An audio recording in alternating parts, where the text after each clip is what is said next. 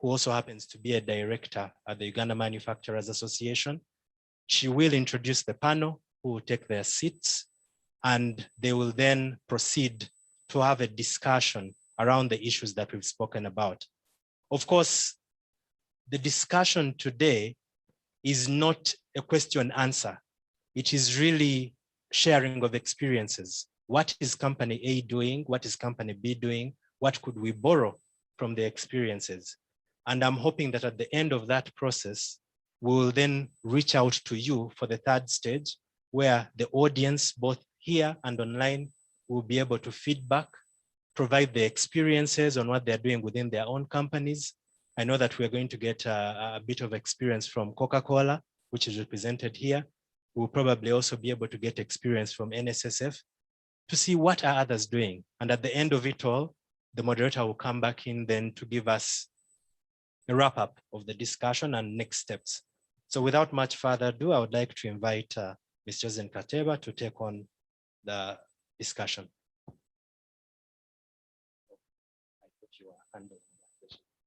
Yeah. All right, if we could switch online to the chairman for her communication. Chairman, you're on. Thank you very much, Daniel, and good morning to our guests who are at our Sky and all those who are online. And I'd like to thank you for attending this very important discussion on gender. UMA is keen to play an active role in sharing best practices, as the ED has said, in gender equality among our members. And I believe and I hope that this discussion and this webinar is going to achieve that. As a woman, we all know that gender is not just a day in a year or a month where we talk about women or we talk about women issues. We all know that gender is important because of the numbers that we know exist. In 2019, the role of women in management was only up to 29%. We also know that 40% of the directors are HR, while only 17% are marketing officers, chief marketing officers, and only 16% are information officers. In Africa, it's slightly better, where we have women in about 38% of our workforce. And on the panel, we have Stanbic, which has achieved incredible success on gender equality, and their numbers, I'm sure, are very high. But what we also know is that women get paid less than what men get paid. In Africa, in Uganda in particular, I think the woman, compare the pay of the woman and the men, they pay about 42% of what the man gets paid. So we're here today to try to come up with, to understand what other people are doing and what we could learn. And most importantly for us as UMA, this is part of the journey that we want to play a part in developing our members, to help our members to do better. So we would like to get we're looking for 4 points that will come out of this event. The first one is what role as UMA can play in providing guidance and advice to our members and public sector. That's the first thing we'd like to learn. We'd also like to know what other companies, as the ED said, are doing and what we as members can then do. We need to also celebrate and embrace those people who have been successful. The other point that I always hear people say that, we're in manufacturing, therefore there are certain areas that we can't put our women. I believe that if you can't put a woman in a certain post, that means that probably you have a challenge with your environmental or your health and safety problems. So by you putting a woman there to help you do better environmentally, or it's also making you then a better citizen of the world. So anything that is good for women is actually good for for a business, and it's therefore good for the country. So we really are looking forward as UMA to listen to what all the panelists have to say. I'd like to thank Emma from Stanbic for attending this event. I'd like to thank Jean-Michel from HIMA, the country CEO of HIMA, for taking part in this, Daniel from Total, and Catherine from UBL. On our team, Director Jocelyn Kateba has championed this discussion for gender equality, in particular in manufacturing. As everybody knows, my term is ending, and I look forward to leaving. I'm happy that I'm going to leave forward members who can take forth this discussion and gender at the UMA, but also to develop UMA. I'd like to thank the Secretariat for the work that they have done to put this together, and also our partners, our international partners, Danish Industries and Danish Family Planning Association, who are online today, for bringing on board some international best practices to Uganda. So ladies and gentlemen, I thank you so much for attending, and I look forward to making this a fruitful discussion. Lastly, I'd like to encourage each and every one of you to please go and get the COVID test. We're still in the pandemic, let's be careful, but most importantly, let's also get vaccinated. Jocelyn, thank you, and over to you.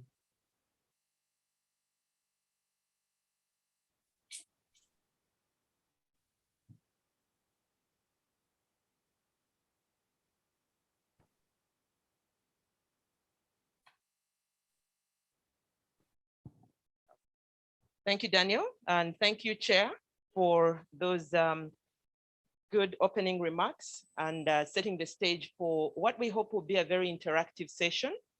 We already started having some good engagements beforehand, so we're looking to push the discussion forward. And as the chairman said, what we're really trying to achieve today is to start the conversation at the Manufacturer Association and really do our part to encourage all employers and all players in the ecosystem that surround the manufacturing sector to really embrace this very strong initiative of really pushing women to achieve their full potential. Without further ado, I would like to invite our panelists. I'll invite them one at a time to give us a few words about what gender diversity and equality means in the organization, what they've achieved and where they are. And then shortly after that, we'll move into the panel discussion. So I will start off with an introduction of Daniel Mayeka. And Daniel is currently the Managing Director of Total Uganda Limited. And he's been with Total for more than a decade. He started his career in Kenya with Chevron and worked in several areas, including Uganda, Kenya, and the wider East African region. Prior to this position, he was in Liberia with Total. And so what we will be hoping to learn from Daniel with his extensive experience in this sector is, where Total is today, what has been accomplished, and more importantly, hopefully what they're working towards. Thank you. And with that, Daniel, if you can come to the podium.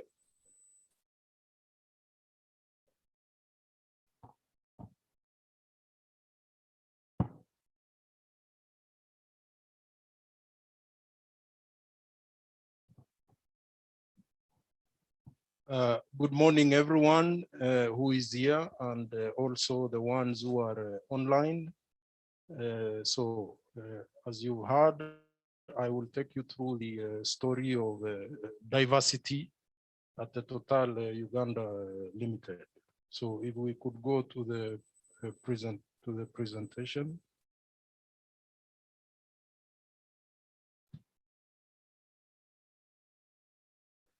So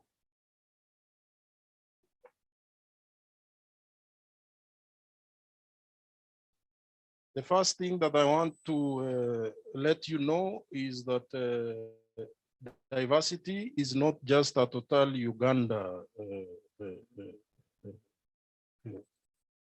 event or process or policy to be implemented. It is in the Total group. At the moment, it's in the DNA of the Total group. And the first thing that I would like to let everyone know is that there is commitment from the very top of the organization, right from the CEO, and the commitment is a firm commitment with very specific deliverables. And the reason is very simple, and I'm sure most of us know this, that a diverse workforce actually drives performance and improvement. And that when you are in a room like this one, and the room is diverse, we think in different ways and act in different ways. And it is this energy of sometimes opposing forces that brings about improvement, be it competitiveness, be it innovation, be it numerical numbers, and so on.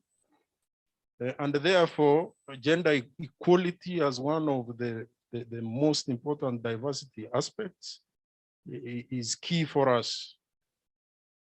And what we forget is that, of course, you get licenses from government and so on, but let's not forget that you also need the social license to operate. And the gender diversity is what gives you the social license to operate. And lastly, in these opening remarks is that diversity is actually a value for us.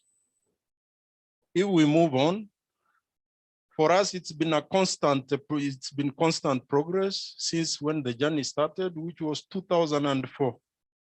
That is when there was a lot of consciousness in the group, and through a diversity charter, a diversity council, and it was the first time that targets were being established. Jump 10 years ahead, 2014, then we moved on to a diversity policy, and some levers were identified to be specific, 6 of them.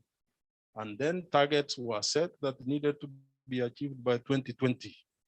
And therefore, it does not surprise you that in 2020, there was a redesign of the Diversity Council, and new goals were set that need to be achieved by 2025. And if you saw from the CEO's commitment, he commits that these numbers will be achieved by 2025.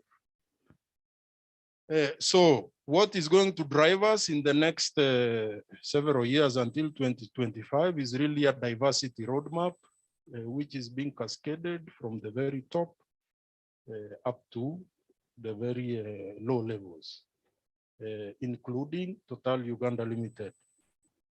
We recently did an internal survey just to see what is the feedback from the people who feel, see, and experience diverse issues to do with the diversity, including gender diversity. So the first one is that we must not shy away from the difficult or sensitive topics, which sometimes we do.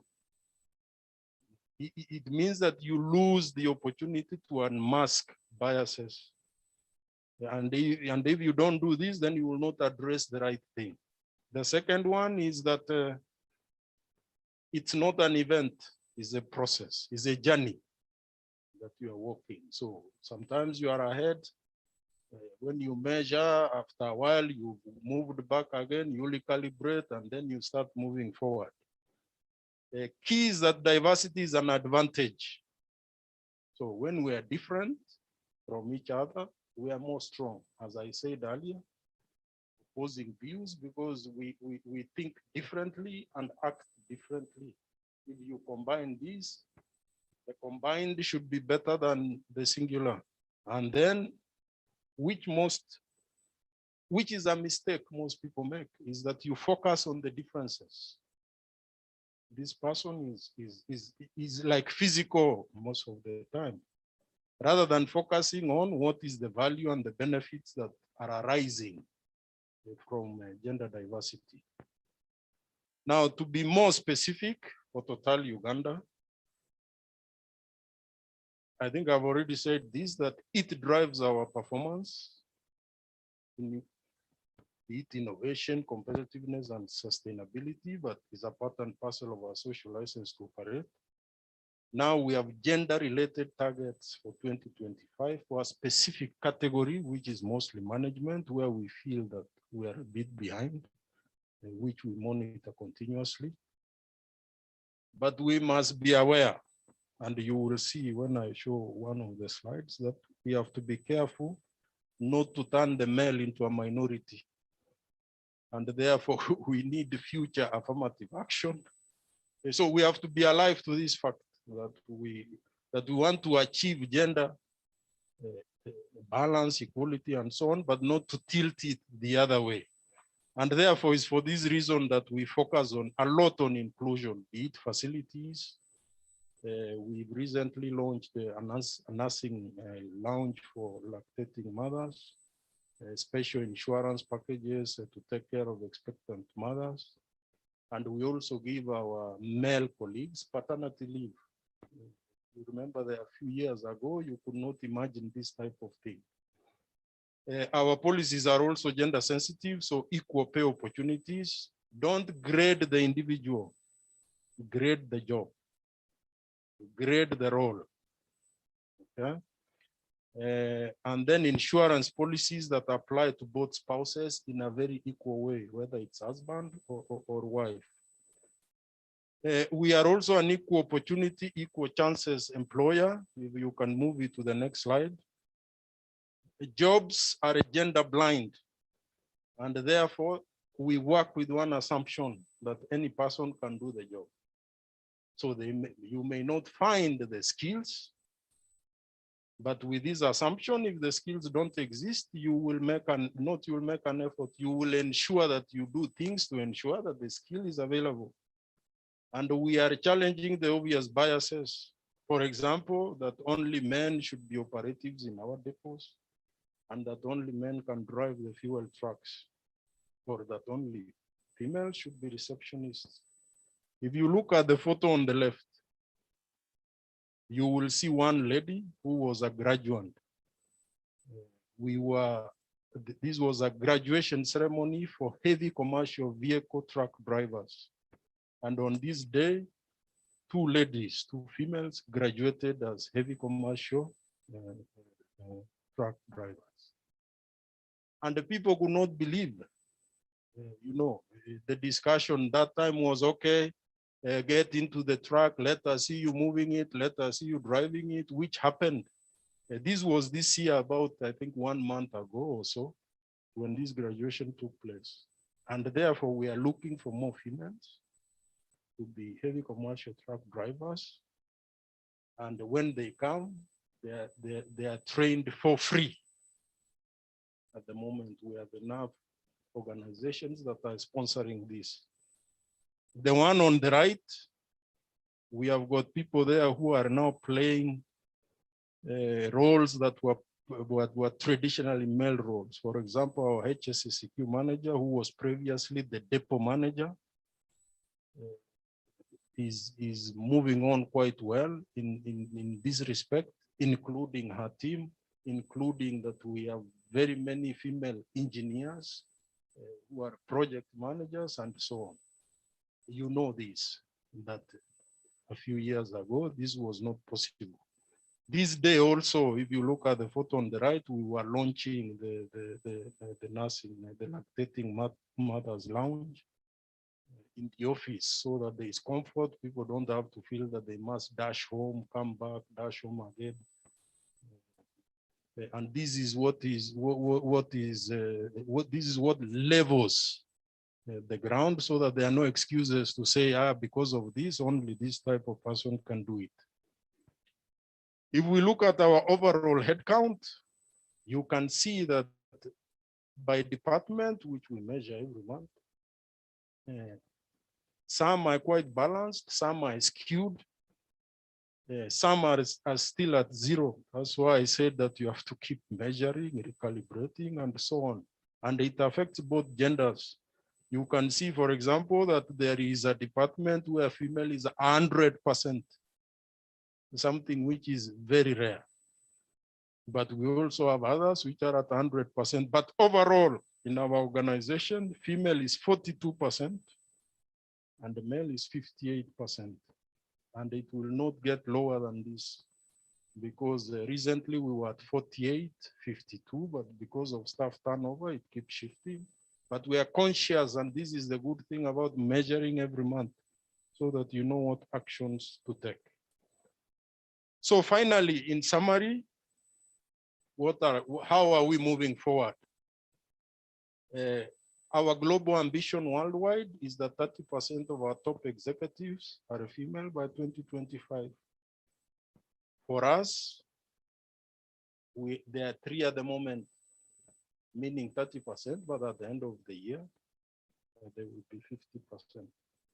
So next year, if you see me around, you can ask me, by the way, that figure you gave us, did you achieve it or you are just talking?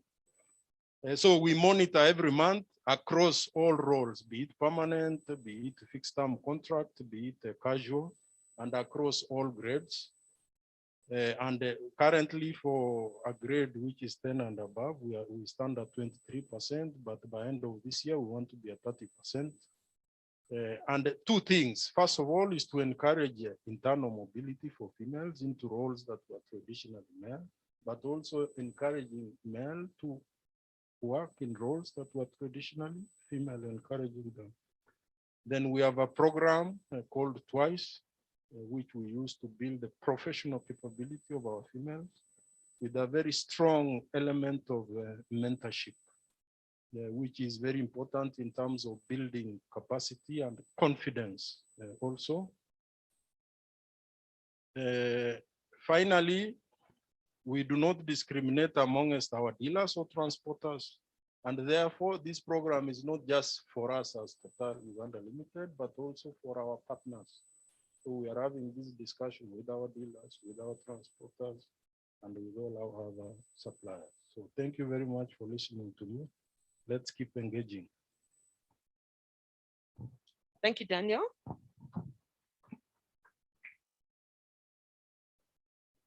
Thank you for sharing the Total story, and we definitely will look forward to discussing more about your journey on pushing gender diversity and equality. I would like to introduce Catherine Njonjo, the HR Director for Uganda Breweries, which is part of the Diageo Group. And Catherine has been in the HR and people culture, I guess, function for over 15 years, with her experience actually starting out at Deloitte and then including Bamburi Cement. So Catherine, you've got a lot of experience in really pushing development when it comes to people. You're passionate about women, and we're looking forward to hearing more from you about your story at Uganda Breweries. Please come through.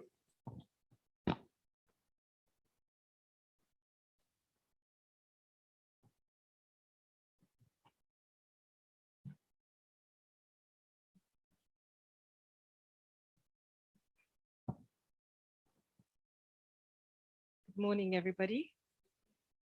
Could we go to the presentation, please?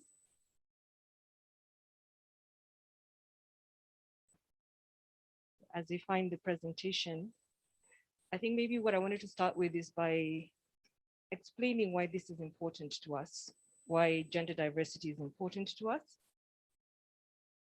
94% of decisions made in a household on where to spend money are made by women.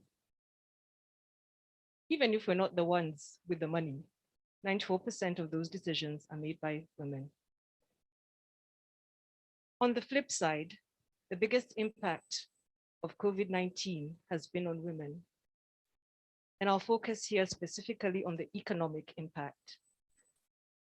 Women are 92% of the informal sector. So when the pandemic hit, who lost their jobs in the salons, in the informal sector? It's women. And then from a purely business perspective, our belief is that our staff population must be reflective of our consumer base. And our consumer base in Uganda is 51% female. So our target by 2030 is that we'll have gender parity in Uganda breweries of 50-50.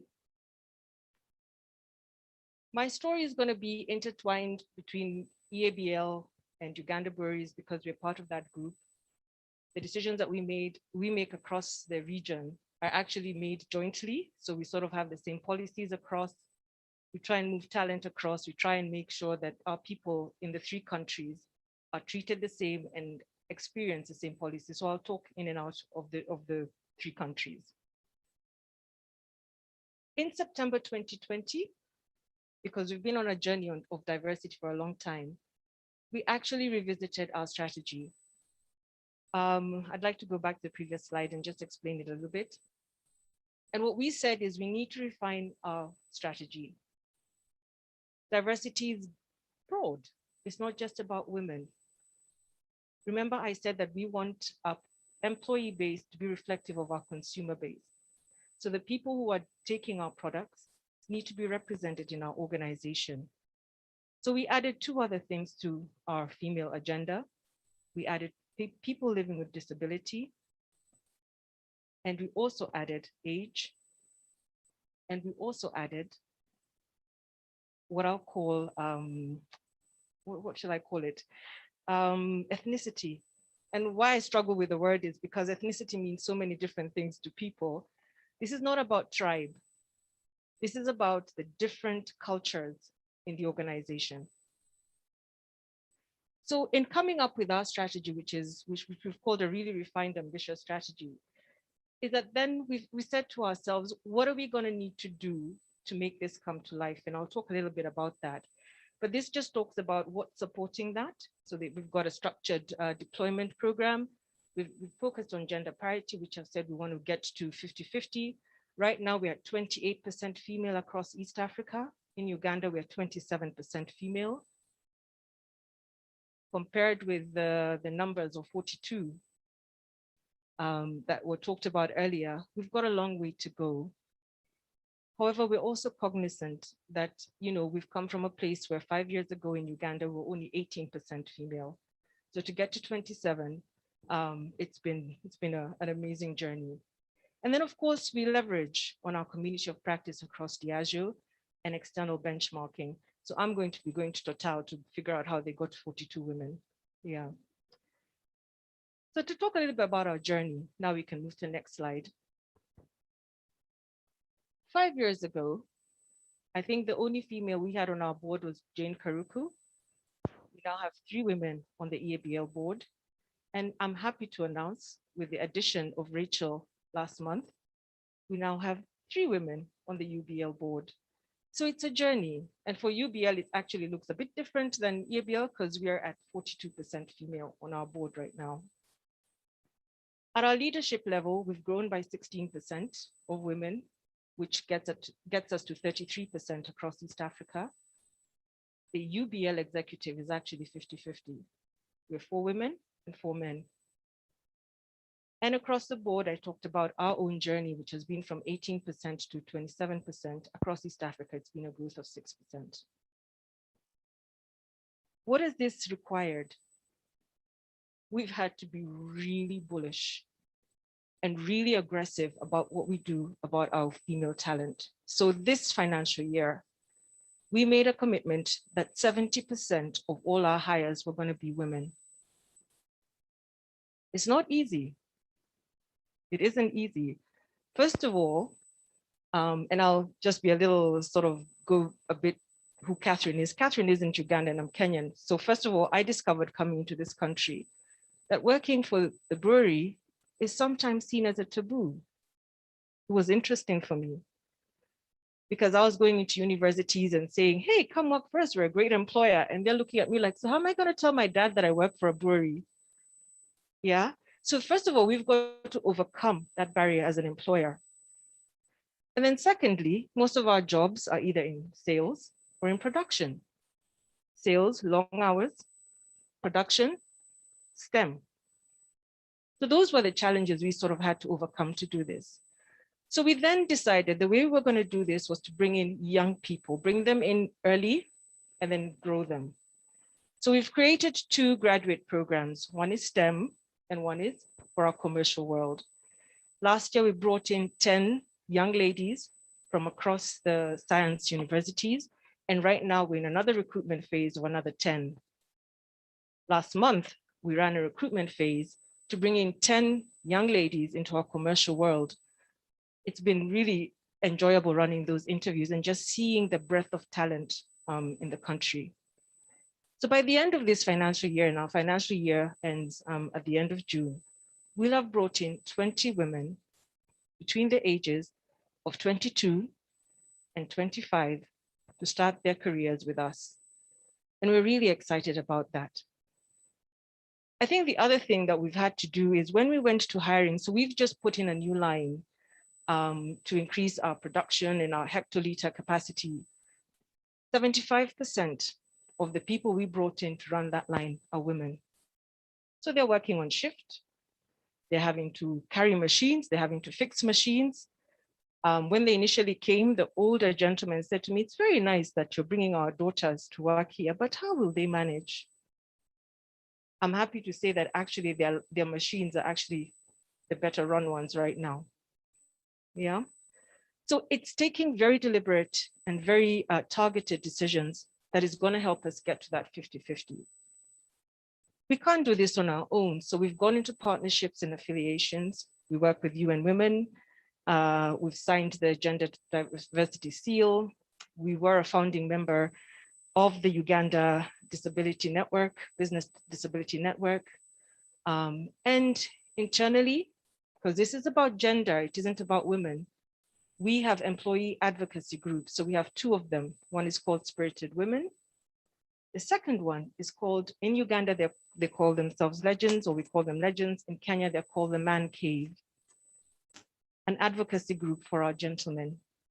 Because what we figured was, if we did all this mentorship and did all this growth on one side of the business, we were going to limp because only one side was going to be working. So what did we need to do? We need to do the same thing for our gentlemen. So we've created a mentorship program for them. We've developed a way that they can also grow in their careers handheld. So it doesn't become a boy child, girl child conversation. It's about that we're all valued and we're all treated the same in the organization. Looking forward, what's our ambition? I spoke a little bit about the numbers we've called out for 2030. And I want to say, and I talked about the strategy we developed, and it's focused on those 4 pillars. The first one is about representation and talent planning. So I talked about gender parity. I talked about the board. And I talked about us being a net exporter of talent. Uganda Breweries has the highest number of expatriates in Diageo, Africa, working outside Uganda. We have 17 people working outside Uganda, and we only have 5 expatriates inside Uganda. That's representative of our ethnicity agenda. And we want those people to come back as success stories. I can talk about our marketing director who went and worked in the UK for 5 years, and now he's come back to a really senior role. So that's our commitment to ethnicity and creating a whole diverse organization. And all those strategic recruitment processes that we've put in place are to sort of lead to that future. The second thing we've tried to do is around inclusive leadership and capability. So our people managers have to go through a training about what inclusive leadership looks like, about the fact that, what makes me laugh is I think I'm the oldest woman in the organization. So a lot of our women are between 35 and 25. So there's a whole conversation around ageism. There's a whole conversation around gender. There's a whole conversation around education, because remember, we have a lot of people who are probably higher diploma and a lot of people who are engineers who have these great, fantastic engineering degrees. So it's how do you, as a people manager, help every one of those people on your team to feel included? And then our policies, I'm particularly proud of our family leave policy. We allow our women to go home for 6 months once they've had a baby. It's difficult. And I think the first the first time we did it, I remember I said our executive is 50-50. So the first time I introduced the topic, it became very men versus women. That's how the conversation went. But I'm actually very happy that we were able to implement it. So we have a 6-month maternity policy, and that's supported by a 1-month paternity policy. And I was just sharing earlier, the joy one of the fathers shared with me, that he was able to be home, watch his baby through the first month, wash his baby, support his wife through that period. And at that time, I felt we've made the right decision in terms of supporting our men to be there when their babies come. We also have a flex philosophy. And yes, there's the whole thing about work from home, and COVID has made it quite particularly important that we're able to work from home. But our flex philosophy is based on, it's about where, it's no longer about where work gets done. It's more around when and how work gets done. So we're giving our people the opportunity to say, I'm probably a night owl, which most of our marketing people are, and that's when I'll be more effective. And I'm a morning person. So this is when I will work, and then agree that these are the times that you must be available to people in the business. So if it's between 11 o'clock and 3 p.m. every day, that you're available at that time. For our production staff, I think it's more around making sure that the shifts work properly, that they get their off days, that they're able to sort of come to work on time, that they don't find themselves working long hours, that more than they need to. So that's how we've created that in that space. I think what's most exciting for me is the commitment we've made around our suppliers, our partners, and our communities. We work with over 20,000 farmers in Uganda. And we're saying in that population, we want that to become 50% women, 50% men. It means that we need to be deliberate. We need to be reaching out to the women who have little pieces of land and saying, if you grew sorghum for us or barley for us, it could help you pay fees for your children. It could help you put solar lighting in your home. It could help you pay for some medical cover for you and your family. So it's taking very deliberate actions in that space. For the people who supply us within the brewery, we've actually done an audit to see how many of our businesses that work for us are run by female entrepreneurs. We weren't happy with the number. I think it was less than 20%. So between now and 2025, we want to grow that number to 30%. And that will mean that we need to build capacity in female entrepreneurs. It means that we need to help them find funding. And it means that we need to make it possible for them to supply services to Uganda breweries. So an area where we get challenged is our progressive portrayal. And let me explain a little bit what that means. So because of our product, our adverts tend to be done in a certain way. Because of where we are found, where our products are found, there is a certain expectation that our brand ambassadors will look a certain way. And we're saying that's not acceptable anymore, because we want to help every single female who works in our supply chain feel dignified and to have dignity at work. So our adverts will progressively portray both genders, how women are treated, or how we get our brand ambassadors to dress, or how they show themselves. So we're taking them through training. Will be that I am here to sell a bottle of Bell, just like a girl from Colgate will be there to sell a bottle of toothpaste. It shouldn't have any connotations. It shouldn't be seen in any other way, except that I'm selling a product. Just like somebody from Unilever, just like somebody from Mokwano, just like anybody else. As I said earlier, it's not an easy journey, but I think it's imperative, because they do say that when you build a woman, you build a whole community. Thank you.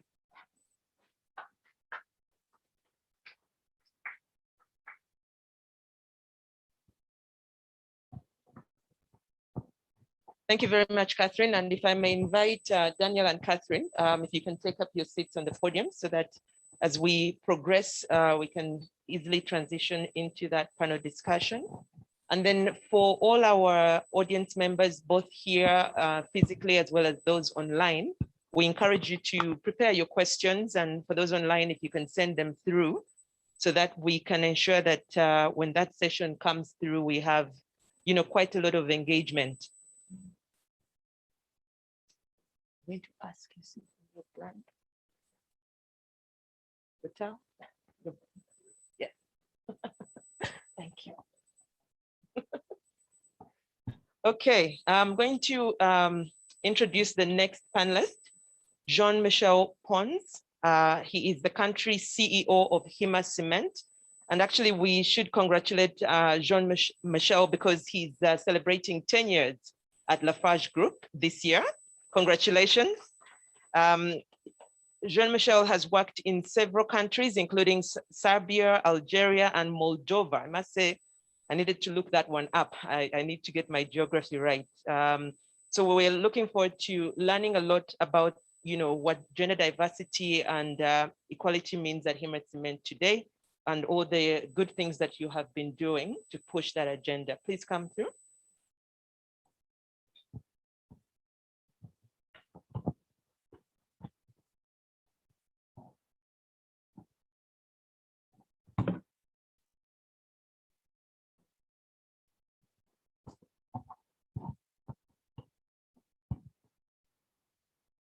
Good morning, everyone, ladies and gentlemen. As the head of HIMA, member of a whole team group, international group operating worldwide, we are very happy to be invited in this event. It's really a pleasure. And first, I would like to, I hope you are all safe and you are all doing well, you, your family. I think today is really the most important. It's the most important in our companies worldwide. It's the most important in Uganda at HIMA. Why I wanted to start this way is the way I personally start all the meeting, because before discussing about any topic, we care about our health and the health of everyone in this pandemic period. I think it's very important to repeat it and to follow I would say the instruction, the recommendation during this difficult period. So as I mentioned, gender diversity is part of our top priorities. So health and safety, we could talk about a bit about free cash flow and so on. The gender diversity is on top of the priorities for all of us worldwide. I'm a bit, I love personally challenge, and I think I received challenge from my predecessor here with a rate in gender diversity that it's much better than us. And we at HIMA love challenge. And I think this is a good one, and we will try to be at the same level where you are. So in our country, in Uganda, we are today in gender diversity at 19%. Is it good? Is it bad? It is better than what it was, okay? And I think this is very important to follow and to see the good trend, okay? So it is improving, yes, it was 13 2-3 years ago, and today it's 19, so it's the last number we have from the end of April. So how do we go to, how do we increase? And I hope we could be, you know, it's like 50% increase, how we could be in a few years, 3-5 years, reaching the 40-60 that you just mentioned to be at 50-50. It's always difficult, I mean, to be at that number because of move inside the organization, but I think that's our goal, and it's not our goal in the group, in the whole team group, but it's our goal worldwide, okay, in all the different operations. But it's true that in industrial industrial activity, we have, like in our education, we think that maybe this cannot be can be done by a woman and not by a man, and the same, the reverse is also valid. And I think education is really the most important, and it comes, I think, from the top. And if as leaders we don't show the example, we'll go nowhere. So I think it's very happy of this invitation that we show the example and we get good ideas from each other. So I was really listening carefully, and there are good ideas we can share. So what we've done to reach this level is first in the recruitment. This is very important to have men and women represented, whatever the position. This is something we need to really care about. This is very important. So in the recruitment process, and if I would like to go even beyond that, at the university, at school, I remember myself, sorry to say, in engineering school, it's a male-dominated environment. And at my time, so I'm getting old now, and I hope it is changing, but I'm not really sure from the information I received here in Uganda, but worldwide. And this is something we need to change in education. So it's not only education in our companies, but it's also education of our children, and it's education in the education system. I think this is key, but we need to drive that to support this initiative in our companies, so that in all recruitment process we have diversity. One, I'm a bit smiling, but one environment that is really, I will come to the industrial, but one environment where we say it's really men, it's about security. I'm not talking about health and safety, it's really about security. And I'm really glad to cooperate with, it's a provider, but it's more a partner on security, and the CEO is a lady. You know, and I understood that, okay, if you work in security, no, it's not, it's a man environment. I mean, this is too dangerous. What? It's a person, whether it's a man or a woman, you can do the same. And we have improved. So we were at 4%. Now we are at 12 in this environment. So I'm taking care. Now I'm not mentioning our FT, or full-time employee, but I'm talking about suppliers. So it has moved in the good direction. Talking about logistic also. I mean, no logistic, we think it should be our men environment. No way. And this we have to change, and we have pushed. And I'm really happy in the annual report of our group worldwide. There was one picture of Uganda. Sometimes there is, sometimes there is not. We have 80 countries in the worldwide. There was one picture, and it was a lady driver. And when I saw it, I'm not the one who select, but I was very happy, and I shared this this information. And this is something we try to push. But again, it's about education. So we are trying to promote the gender diversity, but it's sometimes difficult to get people who are qualified in this sector. So I understand that you face the same issue, and this is something we try to address.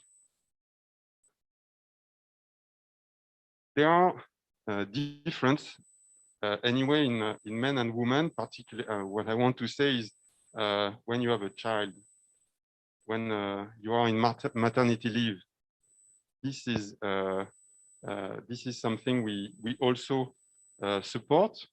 So the maternity leave, I understand, is a standard of 3 months. We extended it also. Okay, so you mentioned 6. So 3+3, we are 3+2, and I think we could. It's something we discussed, so it could go also that way, in order to just to support, to help in this particular period. But we think if you stay home, we all think if we stay home, we don't work. But with COVID, and I hope before also we were doing it, but it has pushed us. You can work from home, no? We all work remote now. And this is also possible. I think it's possible for men or women. And I think this is something we are pushing, and we are giving the possibility, whether you're working from home, you can do it, whether men or women. I think this is really key. So we have also a lactating room. It's better than it was. The standard, I think, should improve further, but it is something also that we have, and to support. I think it's very, very important. I mentioned that we are at 19% in terms of gender diversity in our organization. I mentioned also some partners who are also moving in the right direction. But we need to show the example, as I said, and we are at management level, reporting to the CEO around 40%. Okay, so we should be higher, but I think it's already a rate that is really positive, and it's moving in the right direction. Okay, in the board, we are above the 50%. So I think this is also good to mention. But in industry and in those technical environments, we really need to help and to increase the gender diversity in the recruitment process with the two genders that are present for a position. And I really, what is important is that a job has some responsibility, and there is no gender or whatsoever in a job description. This is something that does not exist, and we don't have it. So what is important is your ability to realize the job, and the rest is for you personal. But really, gender diversity, really what is important is the grade and the responsibility. Okay, so this is what we have. So it means that the salary is going with it according to the grade, according to the responsibility. I think that's what I wanted to share with all of you, and I wish I could be, or we could be, as IMA, be invited maybe in a year to see if we are really continuing this journey. It's not in one day you can achieve those targets, but I think it will take quite some time. The sooner, the better. Thank you.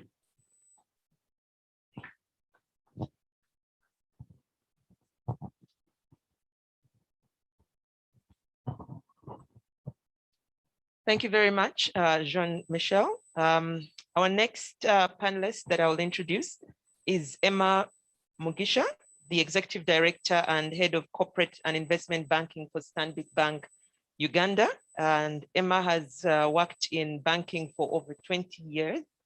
So clearly brings in a good perspective in terms of what it means to push this agenda in that sector. And so I would like to invite you to come to the podium and just share with us your story for Stanbic with regards to where you are on gender diversity and equality, what are you working on, and hopefully what we can expect to see in coming years. Thank you.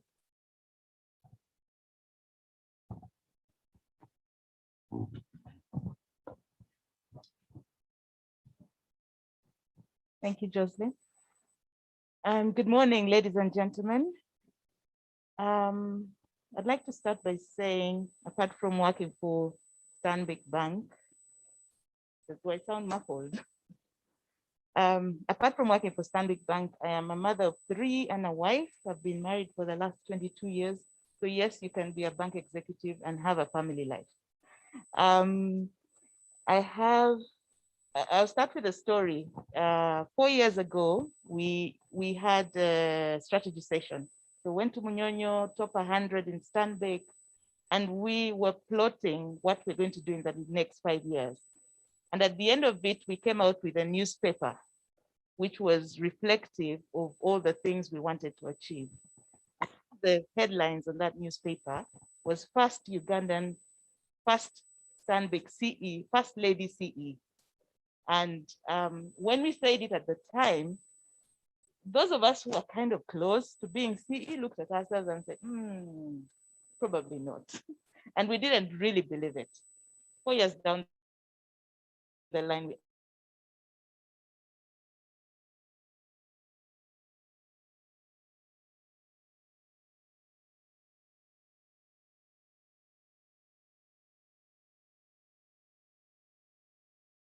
Juko, who should have been here actually, but she got stuck in South Africa with all the travel things that they are these days. So first is an apology from her, but also to say that it's about being intentional. That was not the only thing that happened at the time. At the time, our CE was Patrick Mwehire, and he actually took personal responsibility to identify a number of us that were close to the C-suite, but kind of stuck, and actually take us through mentorship programs and get us to where we are now. As we speak, Stanbic Uganda has 60% exco are female. 42% of our managers in the bank are female. Of course, 52% of the bank complement is female, but even 50% of our board is female. So 2 years into the process, we realized the scale had tipped quite loudly towards the women. And now we also have to start thinking about the men. Although I keep saying when the bank had 80% male on exco, nobody was complaining. So there's no reason for us to complain yet. So where are we coming from? 4 years earlier, we had only 10% women.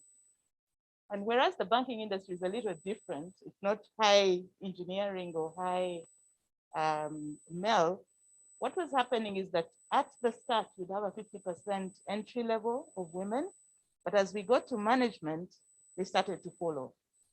So we needed to go back into the data and ask ourselves, what's the problem? What's happening 4 to 5 years into the job? Why are the women falling off? And usually it was childbirth, so starting a family. So we started a program, which we called Ignite. And in this program, we looked at mentoring, but we also looked at role models, and that's why I introduced myself the way I did. How do we bring role models into the market, into the bank, from the marketplace to say you can actually be able to do, have a good family as well as have a good career? And of course, one of our top role models is here. Maggie is one person we've all looked up to and said, you can run a business, you can have a family, and you can do both and do them well. Of course, something will suffer along the way, just like everybody else has to juggle these. The men have to juggle as well, but you can do it. So we've got an Ignite program that we've been running for the last 4 years. And out of that Ignite program, we've actually seen the results that we can proudly talk about today. So some of the things that we looked at in that Ignite program are things like mentorship, that's a very key one, but things like networking. So as a banker, a salesperson, networking is very key. How do you do that on top of the other things you have to do? So after work, we're rushing home to do homework, to make sure there's dinner on the table, and to take over our second job at home, where the guys are able to go and network. How do you make that work for you? How do you target your networking such that it fits within your lifestyle, but it is also impactful? And how do you actually intentionally run your networking agenda as opposed to let it happen automatically? So these are some of the things we talked about in our Ignite program that have helped us to get to where we are. But why are we doing this? And all my colleagues have said it, it's good for business. Since the women took over at Stanbic, as the men keep saying, business has gotten better. So I don't know if it's the time, but it's working. So it's good for business. But on the other hand, also, half of our customers are women. So you're not going to be able to have the right product if you don't understand how half of the customers actually think or work or make decisions. And then diversity obviously brings that combination of differences that and good tension that actually builds the organization. How do you balance between the nurturers and the aggressive ones and the ambitious ones, and how do you get that to work for the organization? Because it is all blessings that God has given us that we need to work together to be able to get where we are. So as an organization, we've signed up on the UN Charter, and in the process, we did an audit of ourselves to look at pay, to look at our advertising, to look at different areas of our policies. We did set up a nursing room, but utilization of that hasn't been very good. So sometimes we jump on a bandwagon without necessarily finding out what the needs of your population are. So, so we've done all these things to support ambition to be a more inclusive organization. The other thing that we've done, so we started the Ignite program. We've run that for the last 4 years, but 2 years ago, we started a barbershop. So our boys program is meant for that. It's called the barbershop, and we're starting to see results out of that as well. So the key things were finding role models, understanding the mentorship process and how we can mentor the ladies in the bank, the networking, and then how do you support? We also had policies around flexi time, but that wasn't working well. And then COVID just came and made it work. So now it's no longer a question of, can you take an extra hour before jam so that you can get home in time to look after your baby? It's like you can work it can now trust you. So I think the mindset change was really the managers as opposed to the actual people. So there's some good things that we've gotten out of COVID as well. And then we're now looking at it beyond the bank to say, what about our suppliers? What about our customers? And we'll be coming out with a women's proposition to say, how do we support our SMEs that are women-led, given that unique issues that they may have around security and around access to banking and those kind of things. So we're also pushing it now towards our customers and then getting to our supplier space as well. We've got a business incubator, and now we're starting to look at how do we have programs specifically for women entrepreneurs and for SMEs in the incubator. We just started a circle proposition, and we're partnering with a number of development organizations. And when you partner with development organizations, they push you to start to look at impact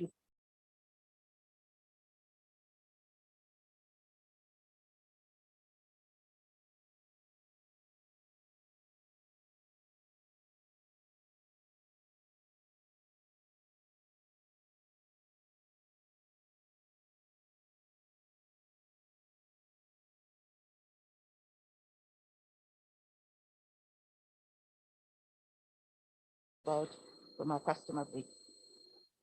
So in a nutshell, that's been our journey as Stanbic Uganda. Standard Bank Group, on the other hand, is still a little bit behind on that journey.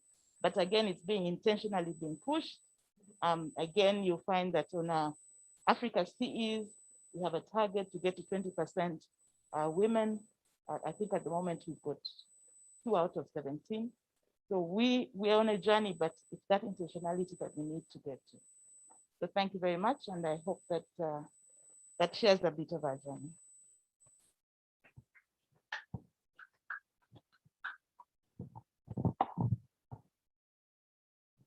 Before we move on to our next agenda item, I just want to give a special thanks, and maybe we can clap again for our panelists for sharing their story honestly sitting here and I run a small medium enterprise, and I must say I'm challenged. I think Jean-Michel said initially when he came, he felt challenged with the others that had gone before him. And I want to echo those words. I think, listening to each one of your stories, there are quite a few common themes. The first one that is very clear is that you've been very intentional, that actually this is an agenda item that is sitting on the management table in your strategies, and you're actually already executing a roadmap.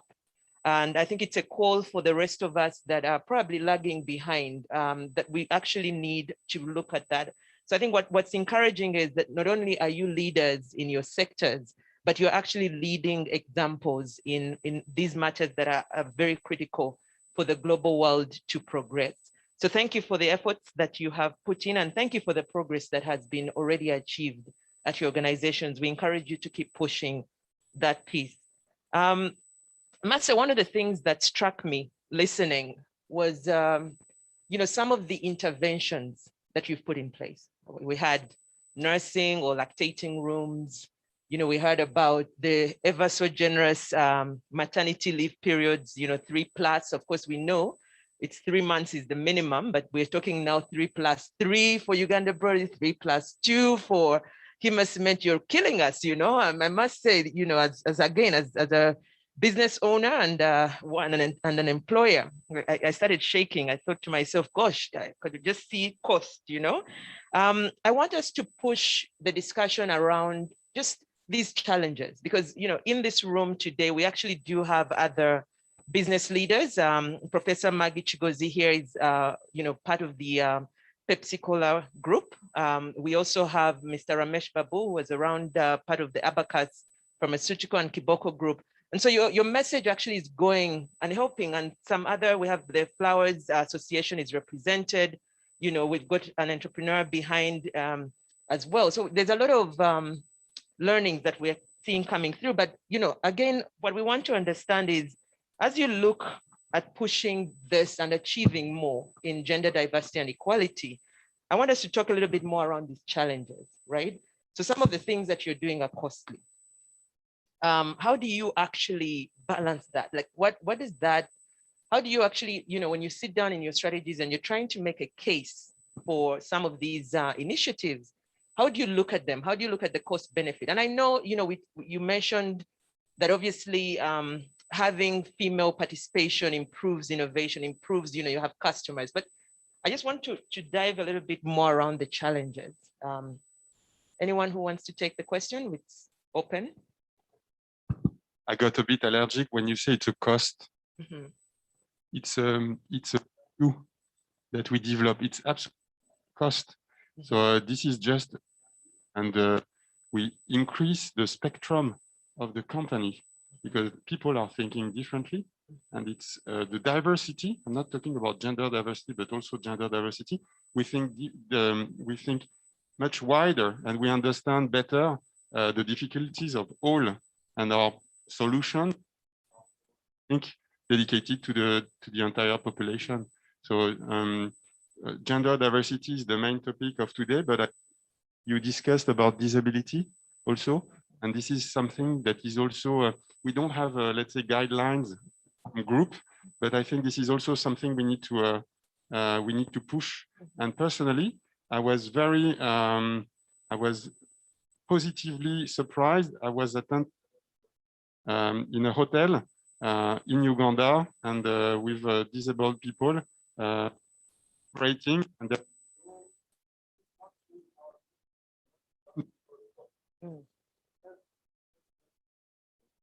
according to I would say ability.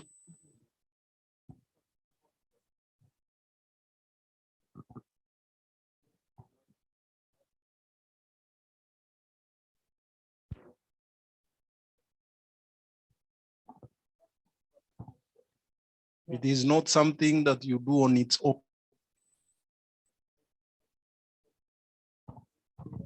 Once you remember, it's a journey. It is not something than if, and so you must craft your gender.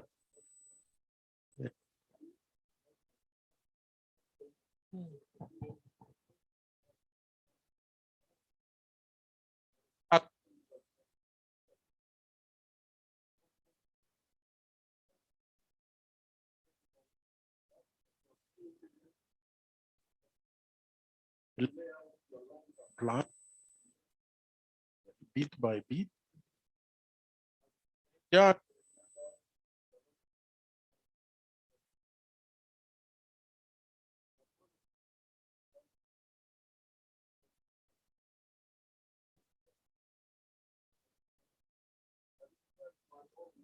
Work together so that they go on. If you understand, what I'm saying. So this is it really. Thank you very much. And on and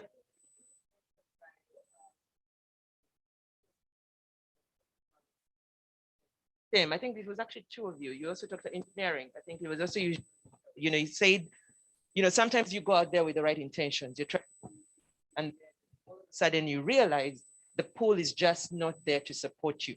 So I want to push the that actually come in our way that make this agenda difficult. And that's important is because again in the room we have people that are influential. Know that some external factors that actually need to also be addressed.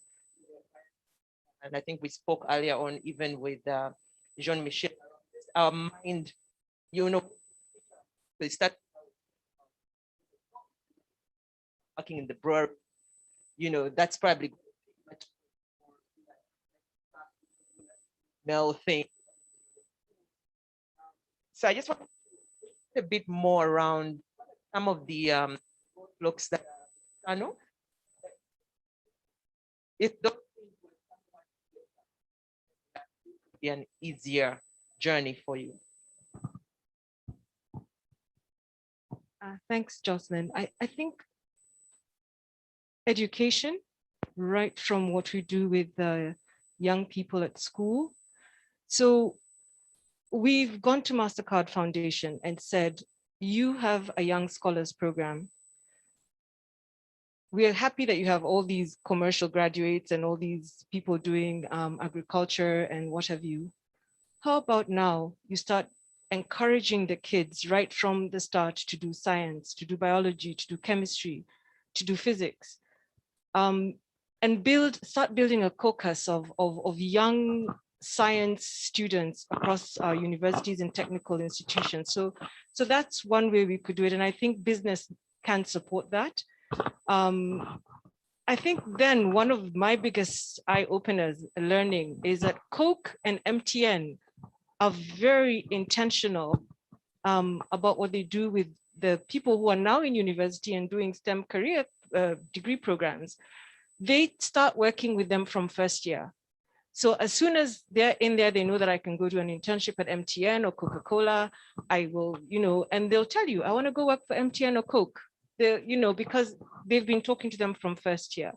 So I think we have to start at the education level, work with the schools, then work with the universities. And those of us in manufacturing must create the internship opportunities for people to come and learn about our businesses and to experience us right from when they get into the higher institutes of learning. That would be my very simple take on that one. Yeah, I don't know.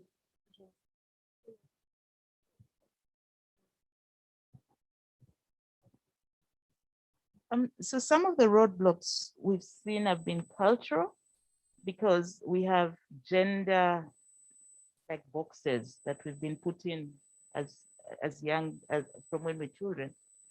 So for example, if your child is sick, the mother must be the one going to hospital. And it's not a role that you can share, but why not? I mean, why can't the dad take the child to hospital?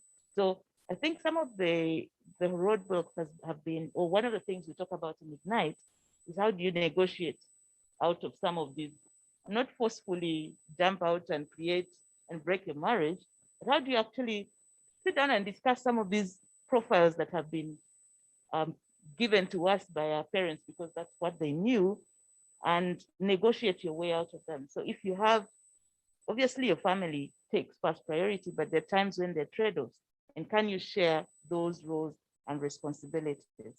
And the second one is also, and this bias has come into the workplace as well.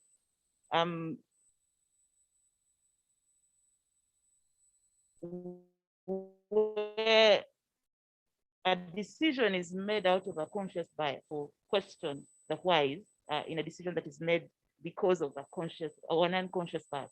Not intentional, but it's a bias coming out of our culture and our upbringing.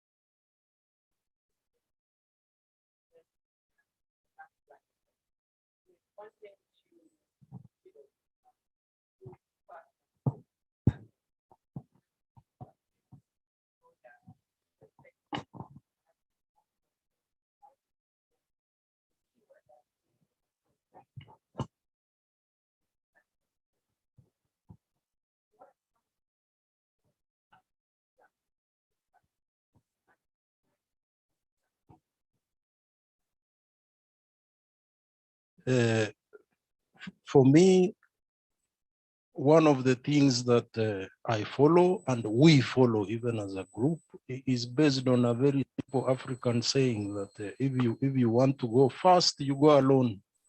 But if you want to go far, you go together.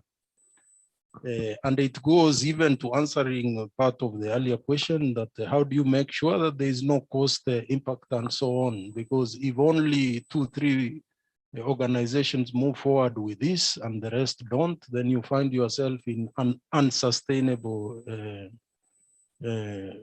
situation. So the thing is that you work the strategy, you develop the strategy and roll it out, not only internally, but to your stakeholders. The winning, you share the winning stories. You encourage them. As we said earlier, it is you must have an ongoing conversation. You should not shy away at any forum to engage, not only your suppliers, but all stakeholders about unmasking some of the biases, because the challenge always is the bias. And if you don't know it, you will not be able to deal with it. So it is not just an internal conversation. It's part of the reason that we are here and we are trying to pass the message. And I believe even those who are not on the podium have similar programs, and we have to work together. So every time we have a forum with our dealers, with our transporters, with our suppliers, we take the opportunity to pass the information. We encourage them to send their people for training, and we tell them the objective of doing it. For example, the driver, the lady drivers I talked about, they are actually driving for the transporters who are our service providers. So this is how we are approaching that whole issue and tackling any bottlenecks practically and demonstrating through, for example, the numbers I showed earlier, that this is not only happening, but it is very doable. The challenge always is in the mind. That's where the blockage is.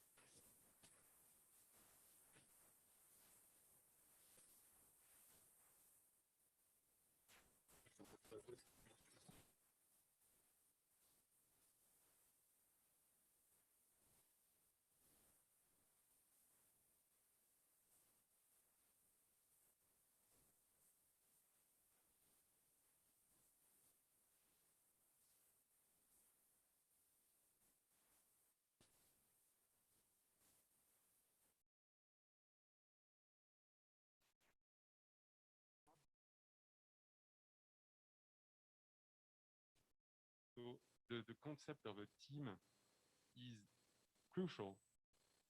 And working in organization that are vertical and not horizontal, now with the digital everything, it's easier to communicate. And I think it's very important. This will help us to reach the objective to have parity, I would say. I just want to say something else, and maybe you will smile, but we need to change the way we think. So for instance, when we, I'm sorry, I see your agenda that you have on your knees. So the agenda is pink.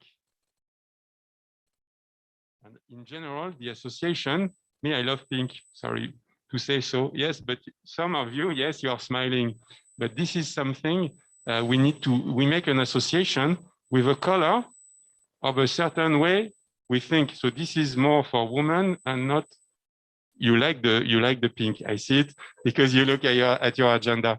So me personally, I had a pink phone, okay? I will not mention the brand, and now you're looking at my phone.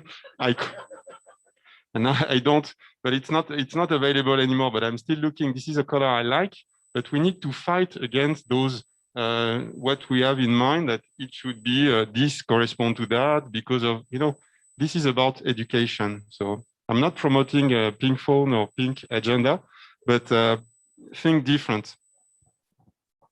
Thank you very much for that. I think that's definitely a key message that has come across. Ultimately, every one of us have a part to play. The females, if we want to see something different, we also have a part to play, whether it's as mothers, children, etc. So I think, and do we tackle the cultural biases, the road come with that thinking? From my side and open it up to acknowledge the ladies.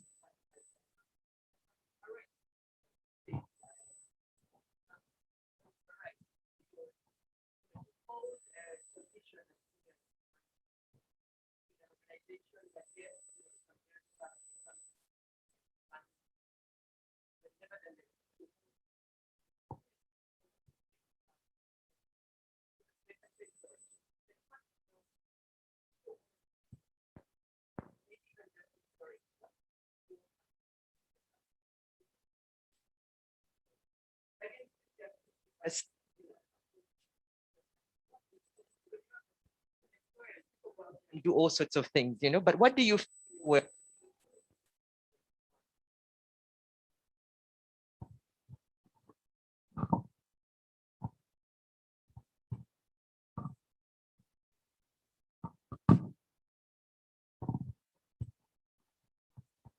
Thank you.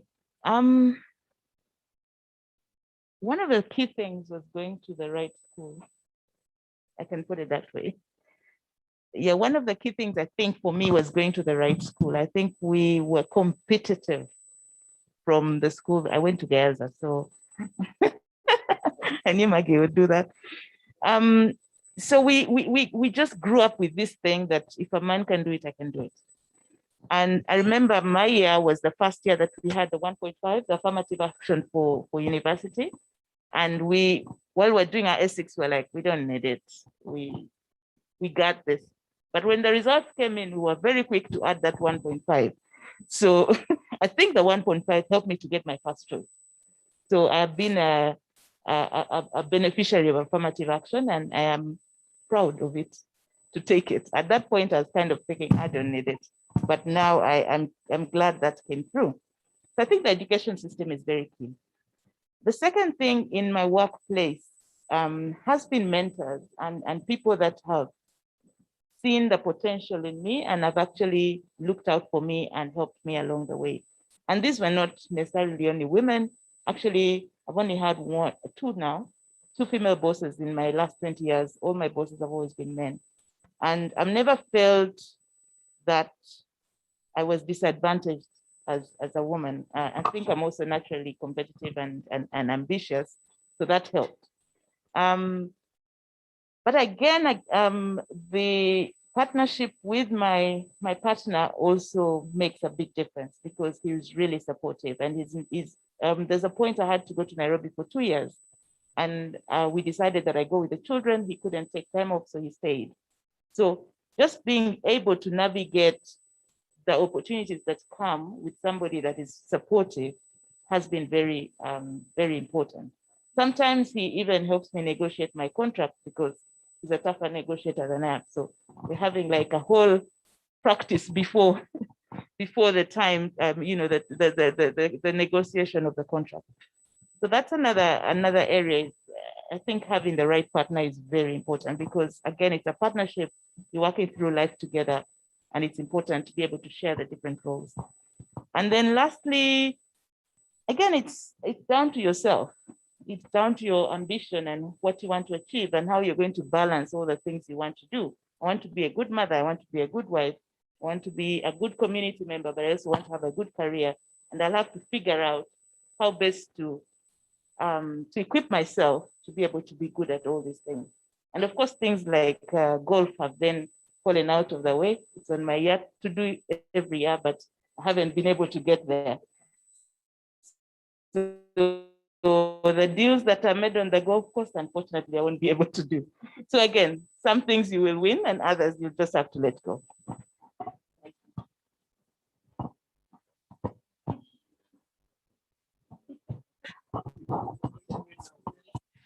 So maybe I'll add just maybe one or two things. And the first one is something that you talked about earlier, which is what are we doing as mothers at home? So I come from a family of extremely high achievers. So at home, we were told there's nothing like a boy or a girl. We all went to the kitchen and we were all pushed to do great things with our careers.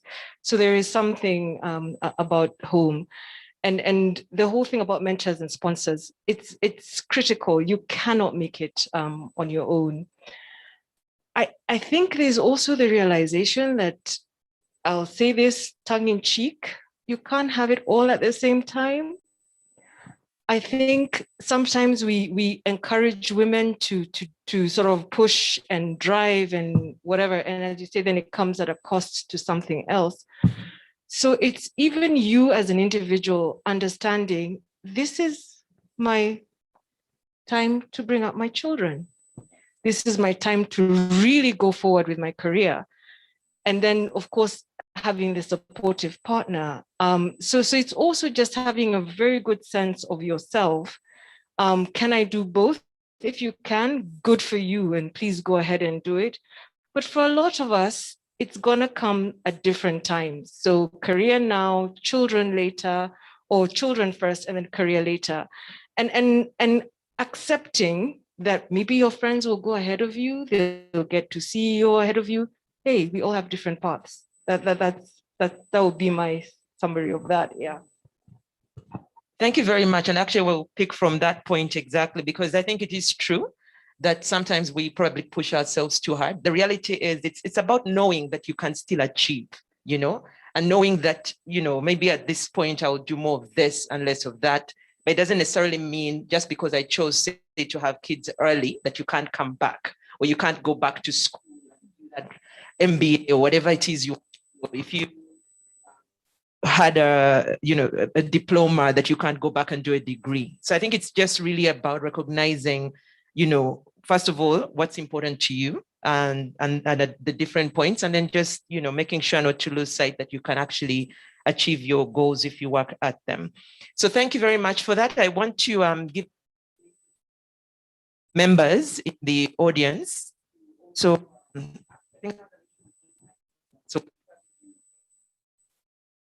something else. I don't know if the thank you.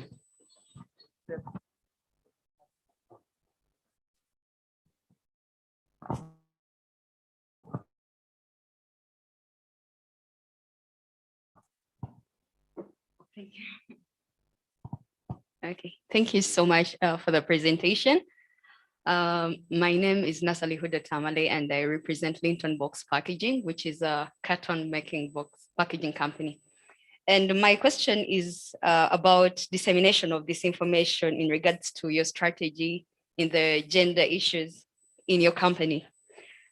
Recently, after the lockdown, I happened to come to NBL because I watched on tele one of the team leaders at NBL, talking about how they're adapting. And there was an opportunity for me from his speech.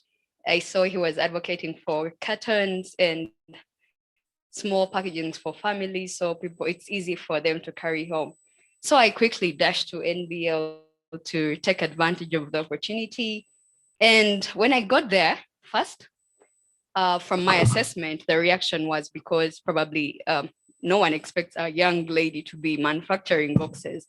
I wasn't speaking as a marketeer. I was speaking because I wanted a partnership and I knew I can deliver the cartons that NBL wants. But I wasn't received well. I didn't get good reception. And this makes me appreciate, if at all I had sent a marketeer, it would be hard for me to believe that they were not given audience. But because the proprietor actually reached out, I now know how hard it can be for a female marketer. So maybe that would also bias my employment strategy, employing a gentleman, because I know they would be more aggressive, or not even aggressive, but even the perception of the person who is receiving the marketer would be different. So now I appreciate the challenges that female marketers have because I've done it myself. And I want to know, maybe it was the information gap, because if you're talking about increasing on your female suppliers by 2025, I'm thinking this is still an opportunity for me again, but I've been there before and I know what happened. So was it because some people do not get this information? How is this information disseminated to the very last person, maybe the get person? Because I've seen at certain premises, get men fighting with people coming into the premises of the companies. So how is this information disseminated and how do they appreciate the information? Thank you.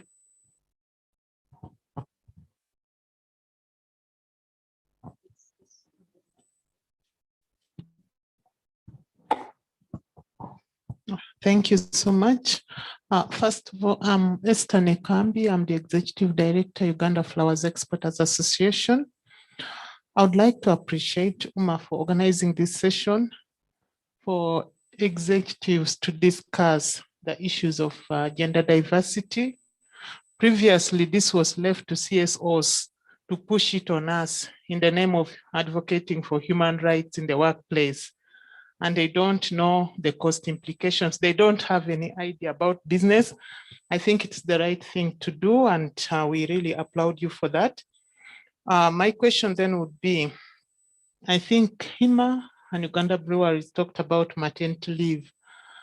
In my sector, we employ 70% women, and these are not mostly at the management level, but the rural women, because we are agricultural sector.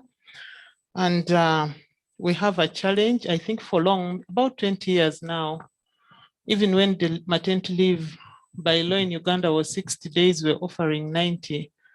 And now it is lawfully 90, probably by market demand or market standards, we shall push up.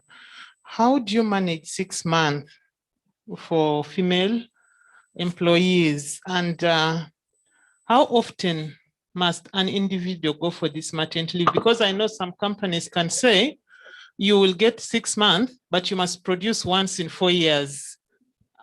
And yet sometimes the young ladies, so by default, if you conceive before you've completed the 4 years, that means you automatically lose your job. So I really want to hear from you how you manage it. Thank you so much.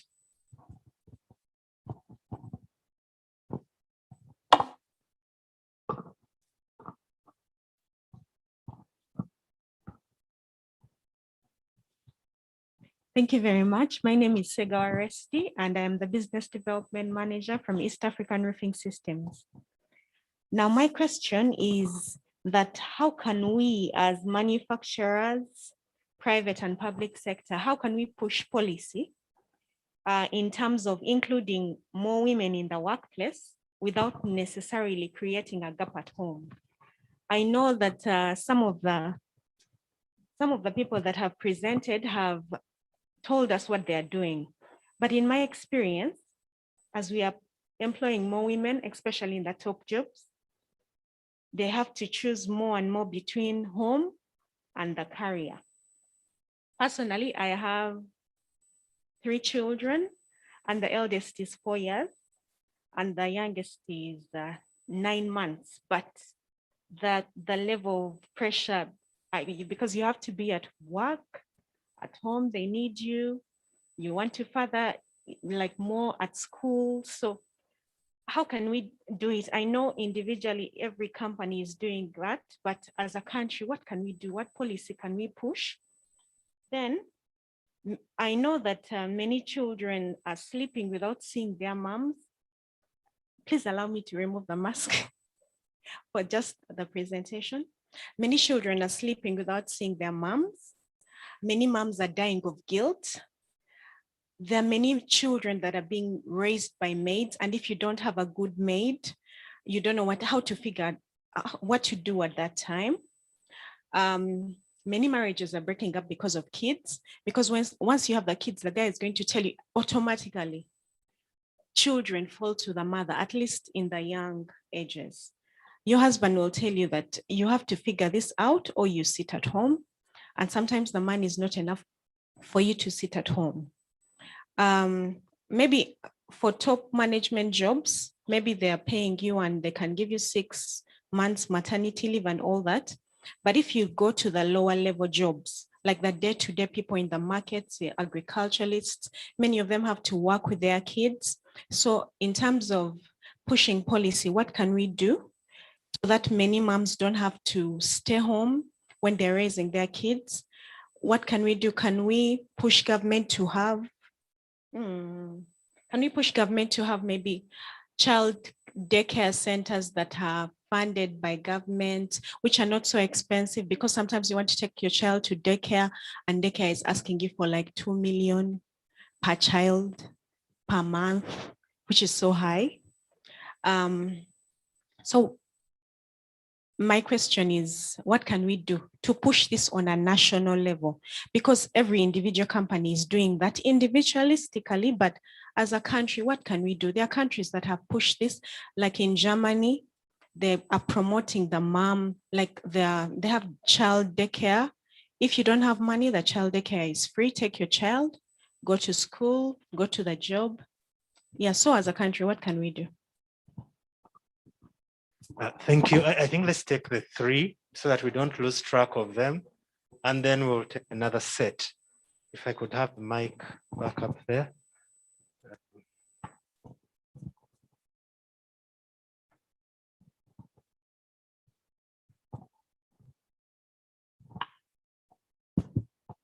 I would like to take the last question. I think what we need to do, sorry, it's not pink, is this.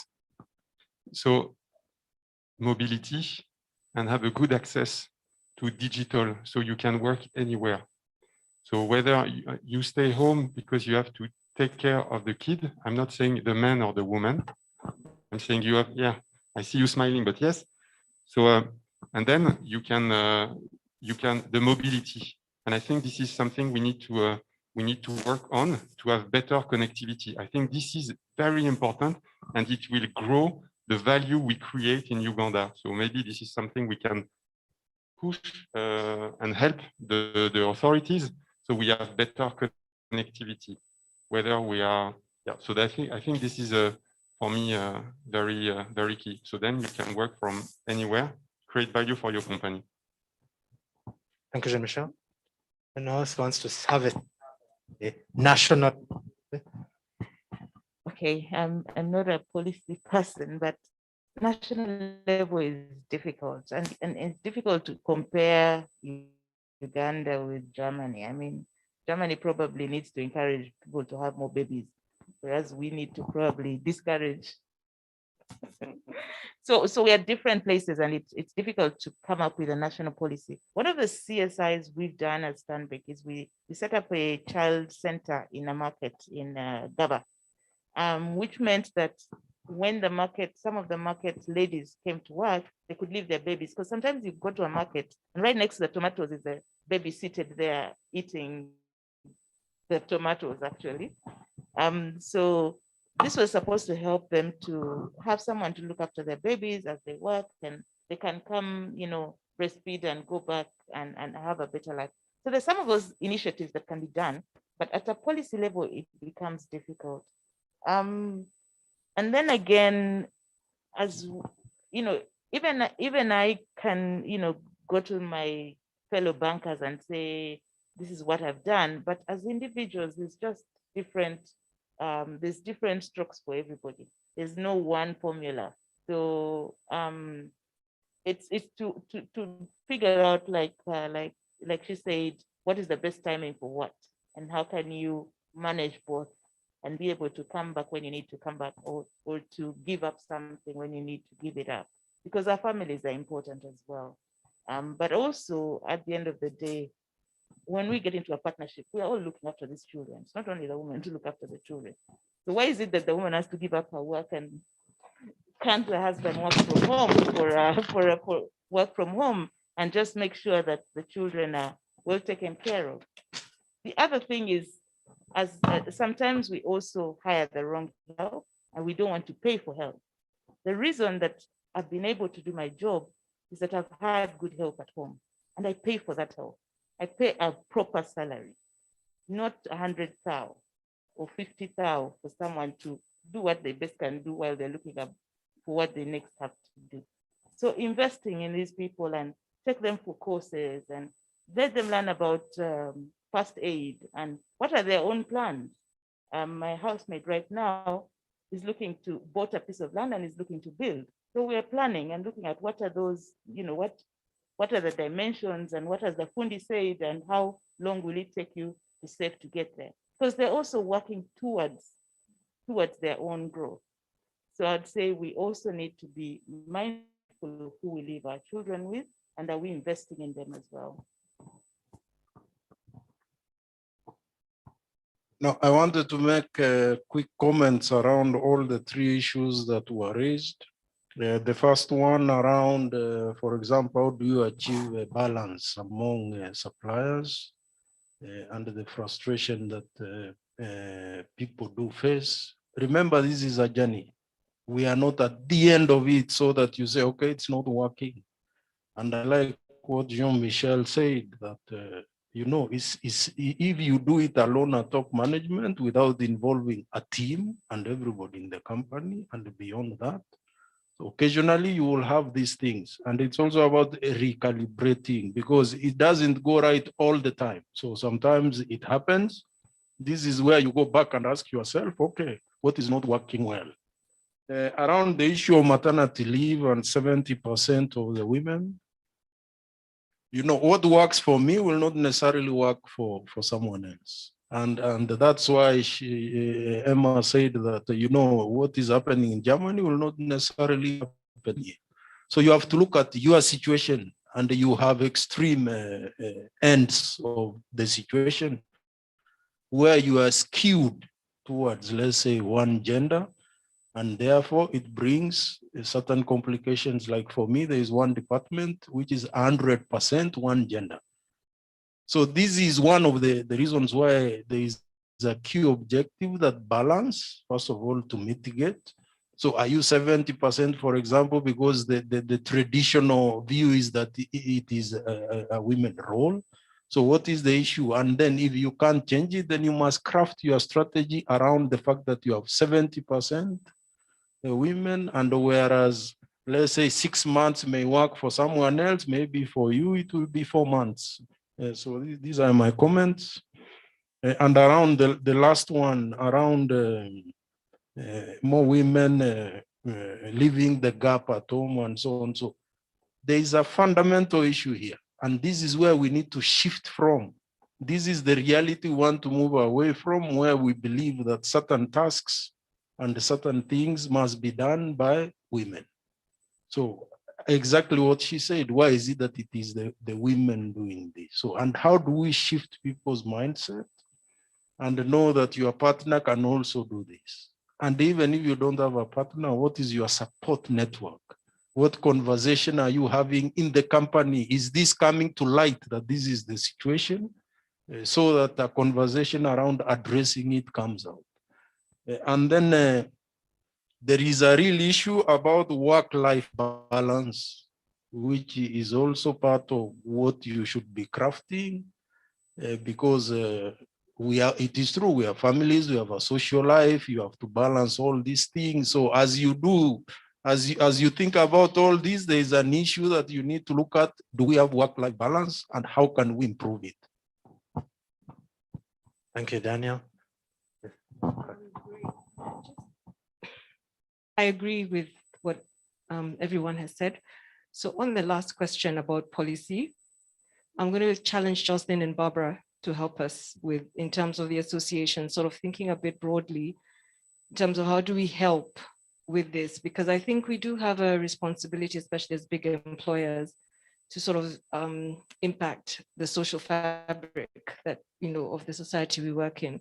So I think that's challenge to Barbara and Jocelyn. Can they, sort of get us together and we start seeing how to impact that?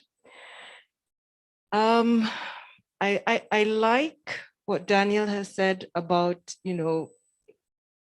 if you find yourself in a situation where you have 70% women, it's got to be figured out from within. I will tell you how it works for us.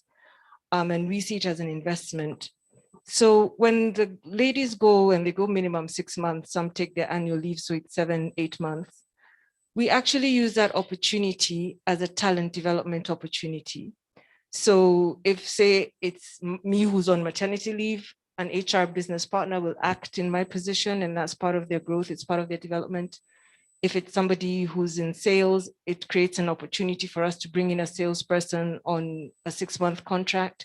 So you're building, and that person who comes on a 6-month contract can then now go to Total or HEMA and say, give me a job, I have 6 months experience. So that's the way we see it as our investment in terms of talent development and in terms of making it possible for people to sort of grow and etc. I'm really sorry that you experienced that, but once again, yes, it's about the message cascading. We've started the journey. Are we there yet? No, but are we committed to ensuring that female entrepreneurs can feel they can do business with us and that they feel encouraged to come work for us? Absolutely. So it's a journey. We're not yet there. We're trying to get there. We do cascade. We do talk. We even have a policy called Dignity at Work, which we educate everybody on. You win some, you lose some, it's a hit and miss, but the commitment is that it cascades through the organization. Yeah, and the journey has started. We hope we'll get there sooner rather than later. Thank you very much.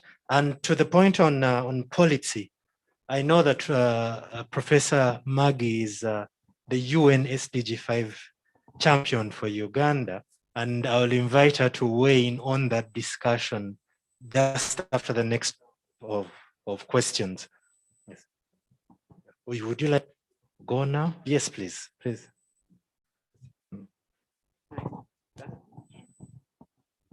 Thank you.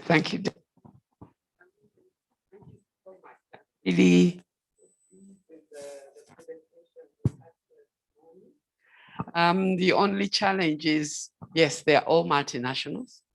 They all know about the MDGs and the SDGs. I think our next meeting, Daniel, could you pull in the SMEs and can we see how we begin to build their capacity? I know you, Madam Chair, have this, but the commitment is that it cascades through the organization. Yeah, and the journey has started. We hope we'll get there sooner rather than later. Thank you very much. And to the point on policy, I know that Professor Maggie is the UN. I'll invite her to weigh in on that discussion just after the next of questions. Okay, thank you. Yes, so we need to bring in the SMEs as well. And I just wanted to share a program because you asked, is there any policy? Is there something being done? A program that UMA, PSFU, UNDP spearheads. The only challenge is, yes. Yes, the gender, it's called the gender certification seal for business, and they're all members of, but they also it directly with the UN and with other people, which we are not. Gender seal certification is for us, and we sign on. We have over 40 companies that have already signed on, and our role there is to make sure that they've said here that these women are being well treated in the workplace. So we eliminate the pay gap. You know, I am equally qualified as Daniel, and we're doing the same job, and he gets twice the salary I do. Believe you me, that is how it was. Women don't negotiate. So that is something the company has to lead on. Increasing women in leadership, sitting up there, that's here as our chair, we need to increase the numbers. That they are role models for the younger girls, and also they bring in that female as perspective that everybody here described so well. We are the market. The market is over 90% female. So if you don't have them in your company, you're missing, you're really. Are you hiring the engineer that's a woman? The architect that's a woman? Goes out of your way. When you put an advert in the paper, you say women are encouraged to apply. Not because, but because they are actually equally good, if not better. Okay, the favor. Not asking for favors. We can do it from the 4 panelists here. Sexual harassment in the workplace is a no. And the undertones were, you know, how are women being treated by their workmates, by their bosses, and we all know what happens in some advertisements and are non-sexist. Why is there an ad that shows a naked woman when you're talking? I will never, cement would never be a naked woman, but it could be relevant, but it shouldn't be there. All right, that is the, if you decide you're going to start on a journey. By 2030, we must have equality. So we also ask government for affirmative action. She's helped her. We need to help many more women. Parliament is now 30%. It must be 50%.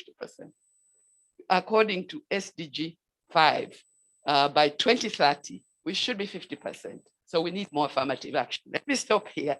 But locally, that's what's happening. So if your company is not, it's a process. You can't do it overnight. You've had even the big companies are struggling. It's a process, but let's all work towards it. Thank you. Thank you, Professor. And just to add that this, like Jocelyn said, is the first of many such events. We can't claim that we know the answers, but by tapping into the knowledge that you all bring to the table, we believe we can come to solutions that enable us start the steps towards the right direction. Could we have another round of 3 questions, please? Get those. We have some questions coming off. One speaks to gender-based violence, including sexual harassment at the workplace, and how each of your companies is addressing this particular aspect within your companies.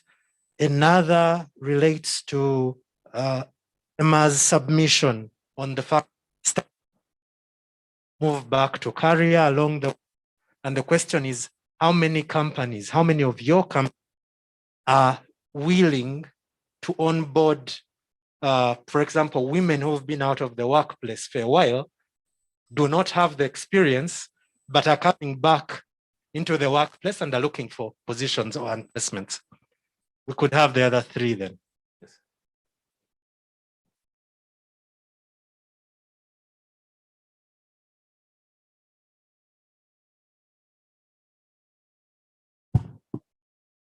Thank you, Daniel. My name is Marvin Kagoro.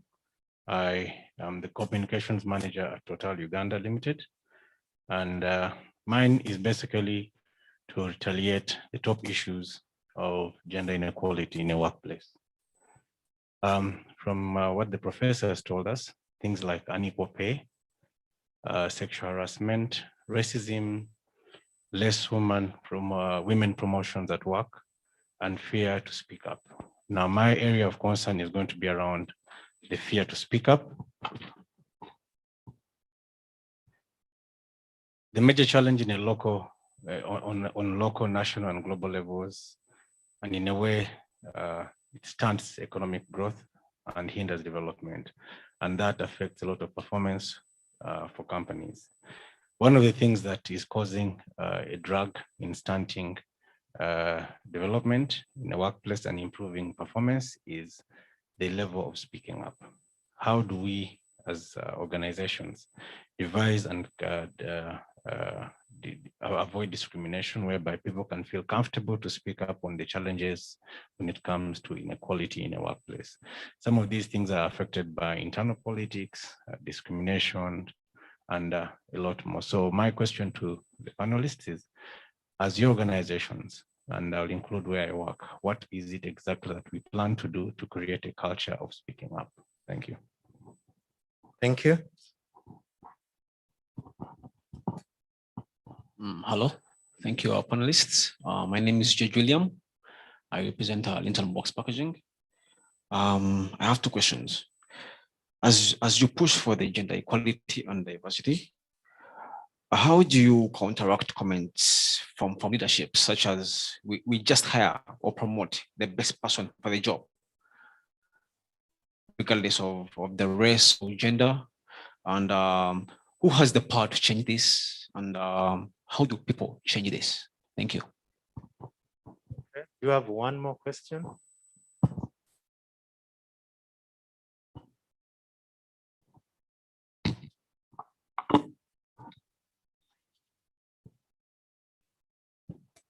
Yes, thank you very much. My name is Patrick Bujingo, General Manager at Aloysia Organic. Special thanks to our panelists and all your suggestions and the stories that you've shared. I think our realization is that gender equality is not just an issue of the workplace. It's not crafted at the workplace, and neither does it start at the workplace. So the fact that it's an issue of mindset, it really relates to somebody that has asked a question earlier. How do we as manufacturers impact or influence where this journey begins? The fact that gender inequality does not start at the workplace, which means it might be carried along at the workplace or continued at the workplace, but this has something where it starts. There's an origin to this. So how do we as manufacturers ensure that whatever we discuss and whatever we realize as the product of this mindset, how do we feed it into where this might actually start in our schools, in the families, at home, to ensure that maybe in the later years we'll have made an impact by looking at the origin of inequality? Thank you. Thank you very much. To paraphrase, one was on and how within our workplaces. Two was how we balance a meritocracy for gender balance and gender equality within our workplaces. And then three was how to extend the conversations on gender equality and gender balance beyond the boardroom and beyond our workplaces into the families downwards. So we'll get over to you.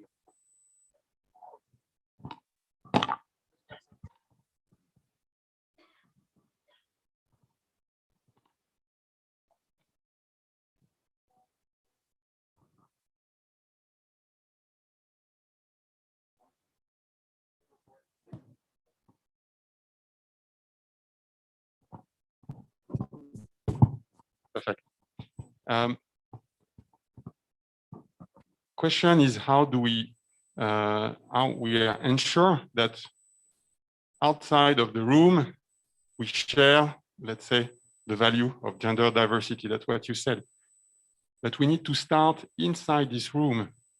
We need to start as top managers. Stop thinking like some companies not in Africa are much better than us. If we think this way, we are lost. So we need to believe in ourselves. So I think that's very key. And I will tell you one thing: in digital, Uganda is leading our group. There is another country where we're number 1 or number 2. Okay, and some people in Europe are calling us. How do you do? You know, I'm proud of that. It's not me, it's our team. Very important. And so we need to stop thinking, maybe in this country or in Europe or in North America, it's better. No, I think, and we have in the discussion we have had this morning, I see it's still continuing. We need to stop and think, yeah, we can do this, and this, and we can be the reference. So I think one of our Ugandan is the reference in the 10-kilometer run, if I'm not mistaken, right? Yes, you do like that. Yes, it's our team. And we are showing the example. And I think we can be proud of what we do. And we need to continue and improve further. That's, I think, my message. And our message from HIMA. I will give just a few comments on each of the issues that was raised. Where I want to start is, if it's not known, it will not be addressed. So it has to be known, it has to come out. So the issue is, how do you deal, let's say, with the fear?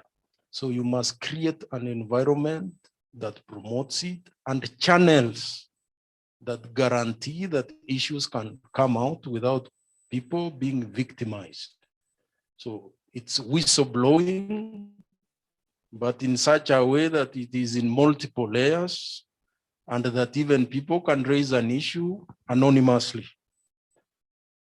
The second issue about onboarding women who left and coming back, for me, this is part of the normal recruitment process. If you were there and you left, it means that you have some experience.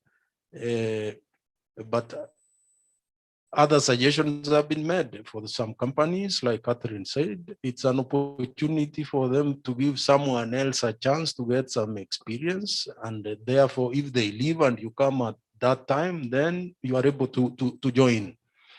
Because some of these things are not black and white or day and night kind of things. It is a continuum of what is the situation at that moment and what is the practical thing that needs to be done. In terms of hiring and promoting the best, and what is the impact on gender, for example. You see, we will not forever work on gender equality. The thing is that once we get the critical mass and we have a shift, then we should move to a scenario of being gender blind.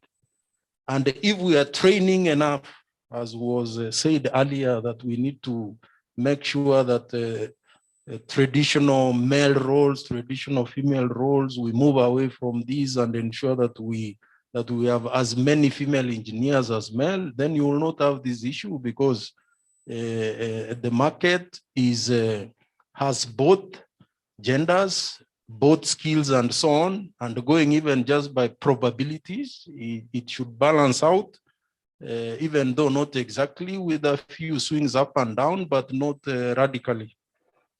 In terms of the last issue, which is the mindset, so the issue is, how do we influence beyond the workplace? So we're having this conversation here. We are having it in a bigger group. It should continue growing until we reach all levels in the country. This is it. It is changing actually, not maybe fast enough as we want, But increasingly, you are having a men staying at home, men taking children to school and so on, women doing what men perhaps needed to do in the past. So it's changing. Is it fast enough? No, that's why we have to continue engaging, continue having the conversations, bring on other organizations beyond just the multinationals and see, is there traction and are we reaching the critical mass? Okay, I'll comment on, I think, two. One is gender-based violence. I think as organization, we have to create a culture where we can speak about these things. In one of the Ignite sessions we had, someone shared that they came to work with bruises every day and their colleagues saw them, but they didn't ask. And she also didn't say. So then, which means the environment at work was actually encouraging this vice. So we need to create a culture where we can talk about these things and it is not a shame or a reprimand, but you can actually seek for help. So we also realized that in these women-only groups, the Ignite sessions that we had, then people were able to speak about things that they wouldn't be able to speak about normally.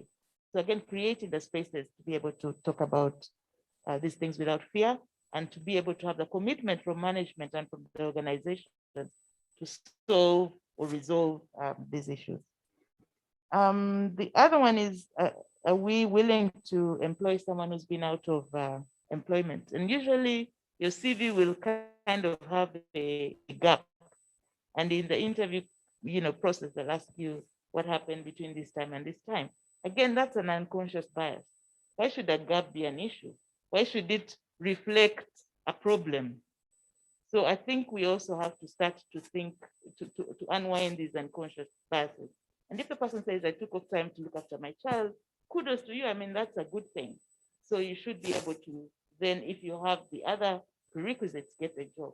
So I haven't found this as an issue in our recruitment process, but I can imagine that we sometimes look at the gap as a negative thing and need to change that.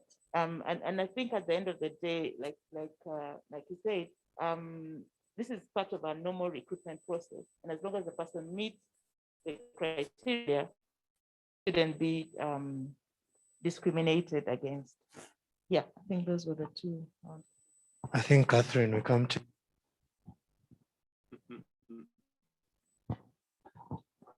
Gosh, it's difficult to know what to add. I think just to reiterate that the reporting you have to encourage whistleblowing and you have to protect those who whistleblow. And people shouldn't worry about being victimized when they whistleblow. So we have an anonymous, whatever which we call Speak Up. It's actually managed outside Uganda. So, we just get an email, this and this has happened.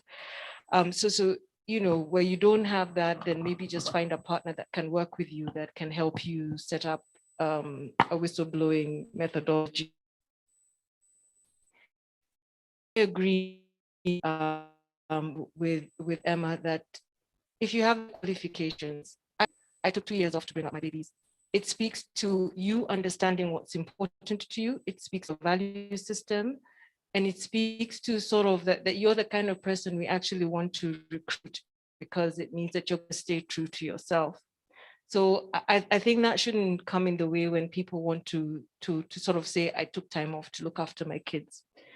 I think from a policy perspective, we've all talked about women being paid less. We've been very deliberate now that we actually look at where are the women sitting on the pay scale when we're doing the salary reviews, as compared to men who joined at the same time, who've progressed at the same rate, who've whatever, and we do deliberately correct. And I know it causes discomfort and it causes whatever, that they're being nice to the women, they're treating women differently. But as Daniel said, it's short term, it's to get to the parity. And once we get to the parity, then we can go back to being gender blind and not worrying about, are they male or female, are they doing a good job? And we pay them accordingly. Or we hire them accordingly because they're qualified, not because they're men or women. And then the last thing, which I think Emma had alluded to earlier, we're not looking for favors. We actually say to the women in our organization is get the job on merit. Don't let any manager come back to HR to say, now you gave me this one and she's not delivering. Get the job on merit. Make sure that you get that role on merit, not because you're a woman, but because you deserve it. And when we train our ladies to think like that, it becomes easier to promote them, to hire them, to sort of take them through the system. From a societal impact perspective, remember I talked about our 2 resource groups, men and women. So with our men, we're also trying to change stereotypes in there, and even with our women, to say that, you know, we are men and women, we are made equal, we probably have different roles to play in the family, but we work together. So how do we then work together at work to sort of make this work for everybody? Yeah, I think that's all I'll say in summary. Yeah. Thank you very much. As we come to the close of this session, are there any last remarks you would like to make? Okay, I would take that as a no. And I just want to thank you once again for, first of all, taking the time to be here with us. We've been together the entire morning. You're obviously, you know, very busy people, and we really appreciate you coming here to share with us your story, but even to really lean in, because you have been actually present. So we thank you because, you know, as we reflect on the session, there's a lot that we have shared, a lot that you have left for us to ponder on, a lot of, you know, cues on what should come next. So we thank you for an engaging, you know, event. I want to summarize and, you know, just to sort of make sure that we don't leave here without a sense of where to. And before I do that, I want to just give context. The chairman who is outgoing, she likes to be called chairman. This is Barbara Mulwana, the chairman of Uganda Manufacturers Association. You know, tasked us, and this would be Daniel and myself, to, you know, do something with regards to women, because this was something that was very important to her at the start of her leadership of UMA. And so we sort of went back and forth on where should we start. And we thought, you know, let's start with what we consider best in class, you know, our best in class, and then set the tone from there to then see where we can go. And so I think this particular event has actually enabled to have a clearer sense than where we were before in some of the things that we can drive to. And just to give you a sense for the audience, what's coming next, we already have scheduled and we'll be sending out the confirmation dates for an event where we'll bring in our financing partners, and we especially will have a spotlight with Uganda Development and DFCU, because they have entrepreneurs. And they have, I think, Uganda Development Bank raised money somewhere around with the European Union to know where they are in that, you know, journey of really pushing and supporting females, and kind of more specifically how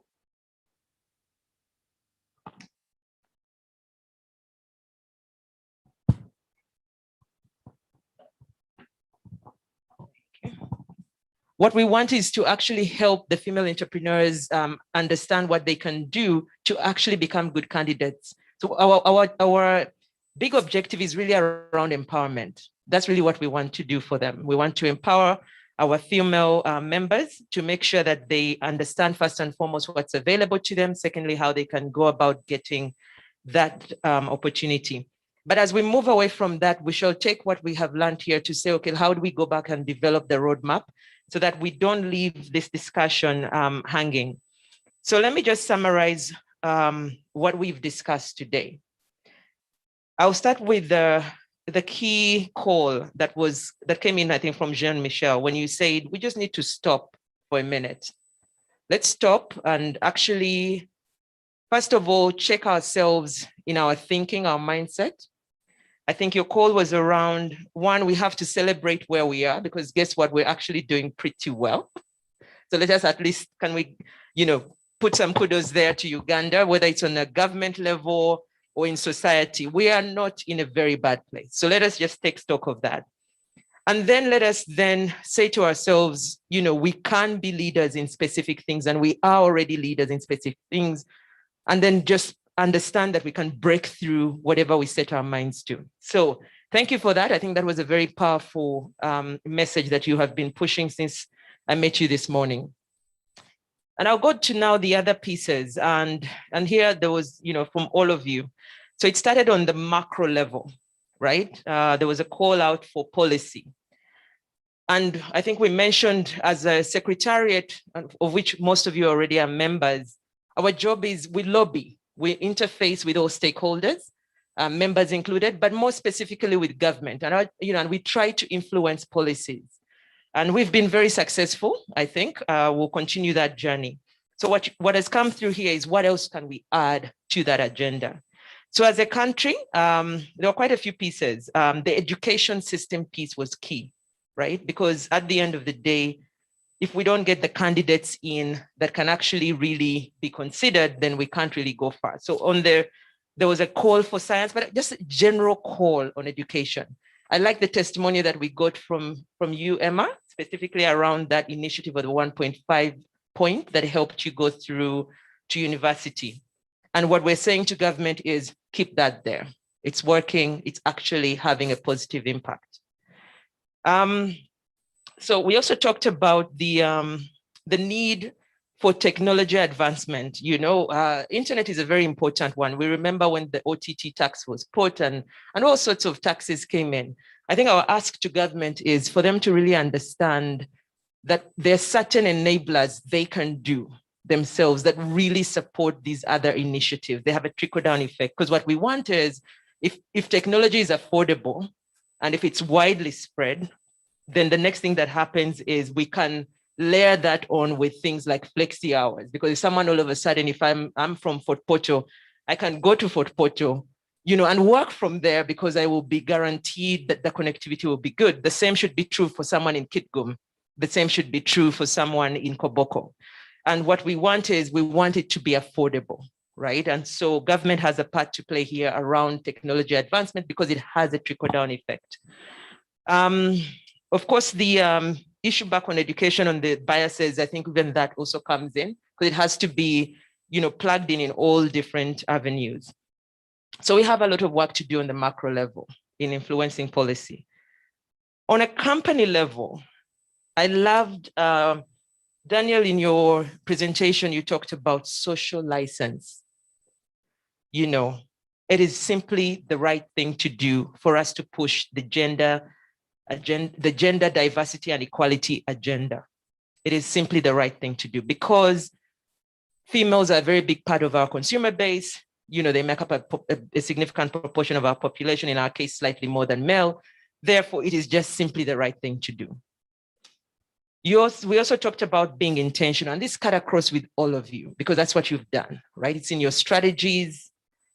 And, for all of us, we need to understand that it's a journey, right? But it has to be in the strategy in order for it to actually get the right level of attention. We have to be measuring it on a regular basis. Just like any other thing that we would do on a strategy, you define what you want to achieve as a goal.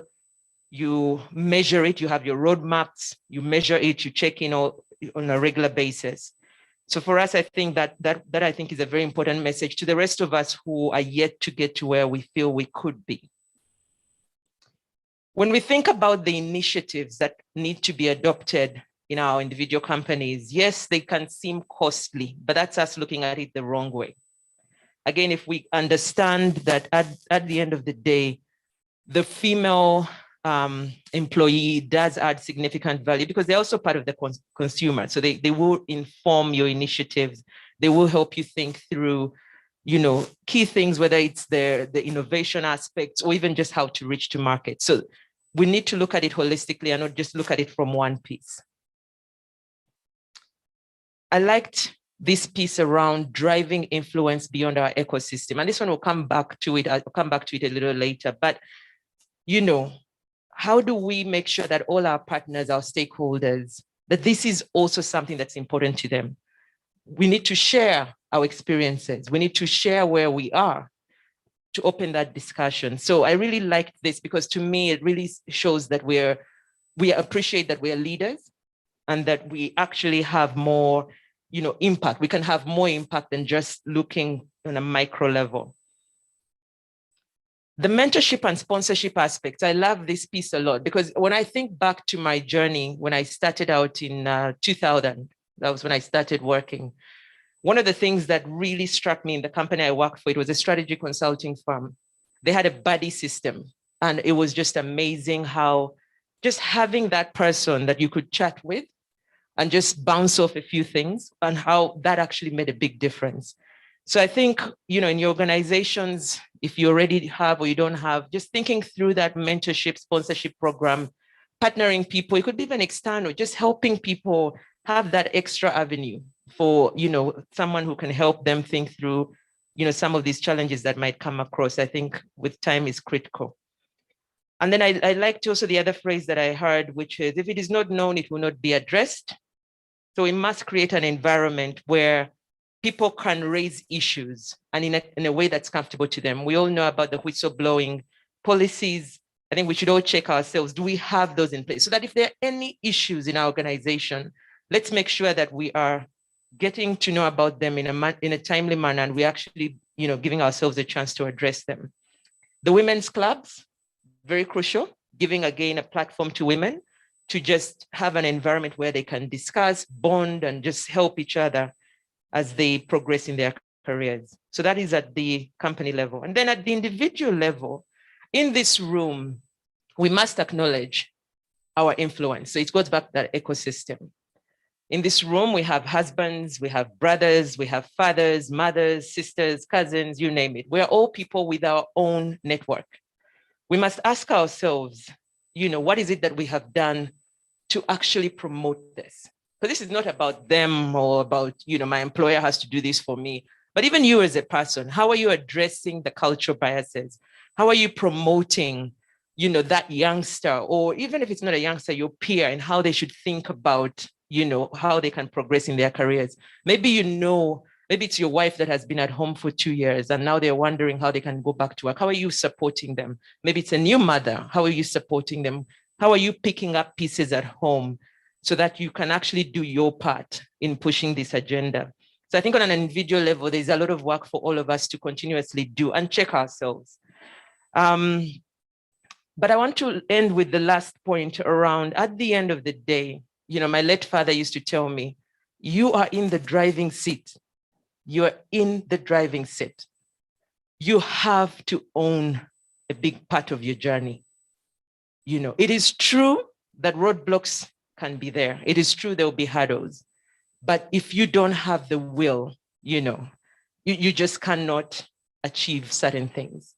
I always tell people I'm not a natural runner at all. Those of you who know people from Toro, we can tell you we are not natural runners, but I love to run and I push. And when I'm running, I think of that gentleman that runs the 10 kilometers. And I think I can reach there one day.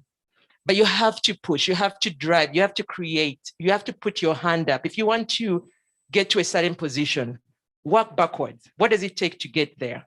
Go and have a conversation. Maybe talk to the MD and say, you know what? I actually want to be a depot manager. Sometimes we don't actually put our hands up. We don't have the conversation. So in as much as, our employers, our government and all other stakeholders, we ask them to create an environment that's conducive for us. What about us? What is our part? Do we understand that we own a big piece of this? So I think that's what I would want to end with. And thank you all for being here, for participating, and for making this a successful event. We shall continue to define what this will look like for UMA. We ask that as we go on this journey, I will be transitioning as well, because the current board at UMA ends its term this May. So we shall have an AGM, I think, in June, and then there will be a new selection process that comes through that. But I think Daniel is our focal point.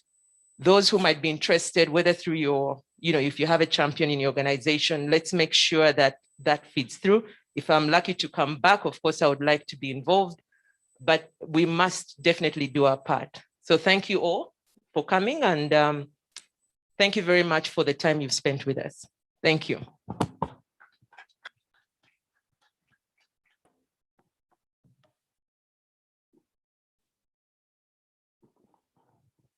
Thank you. Thank you very much, Jocelyn. And I'll join you once again in appreciating our panel for dedicating quite a bit of time to us this morning.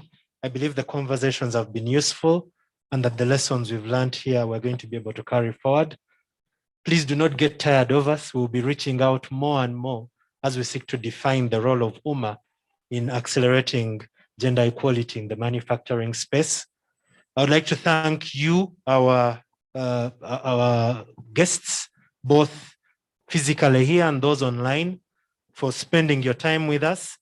There are some questions we did not get a chance to answer, but we're going to curate them and seek for answers where we've not been able to do so during the course of this meeting.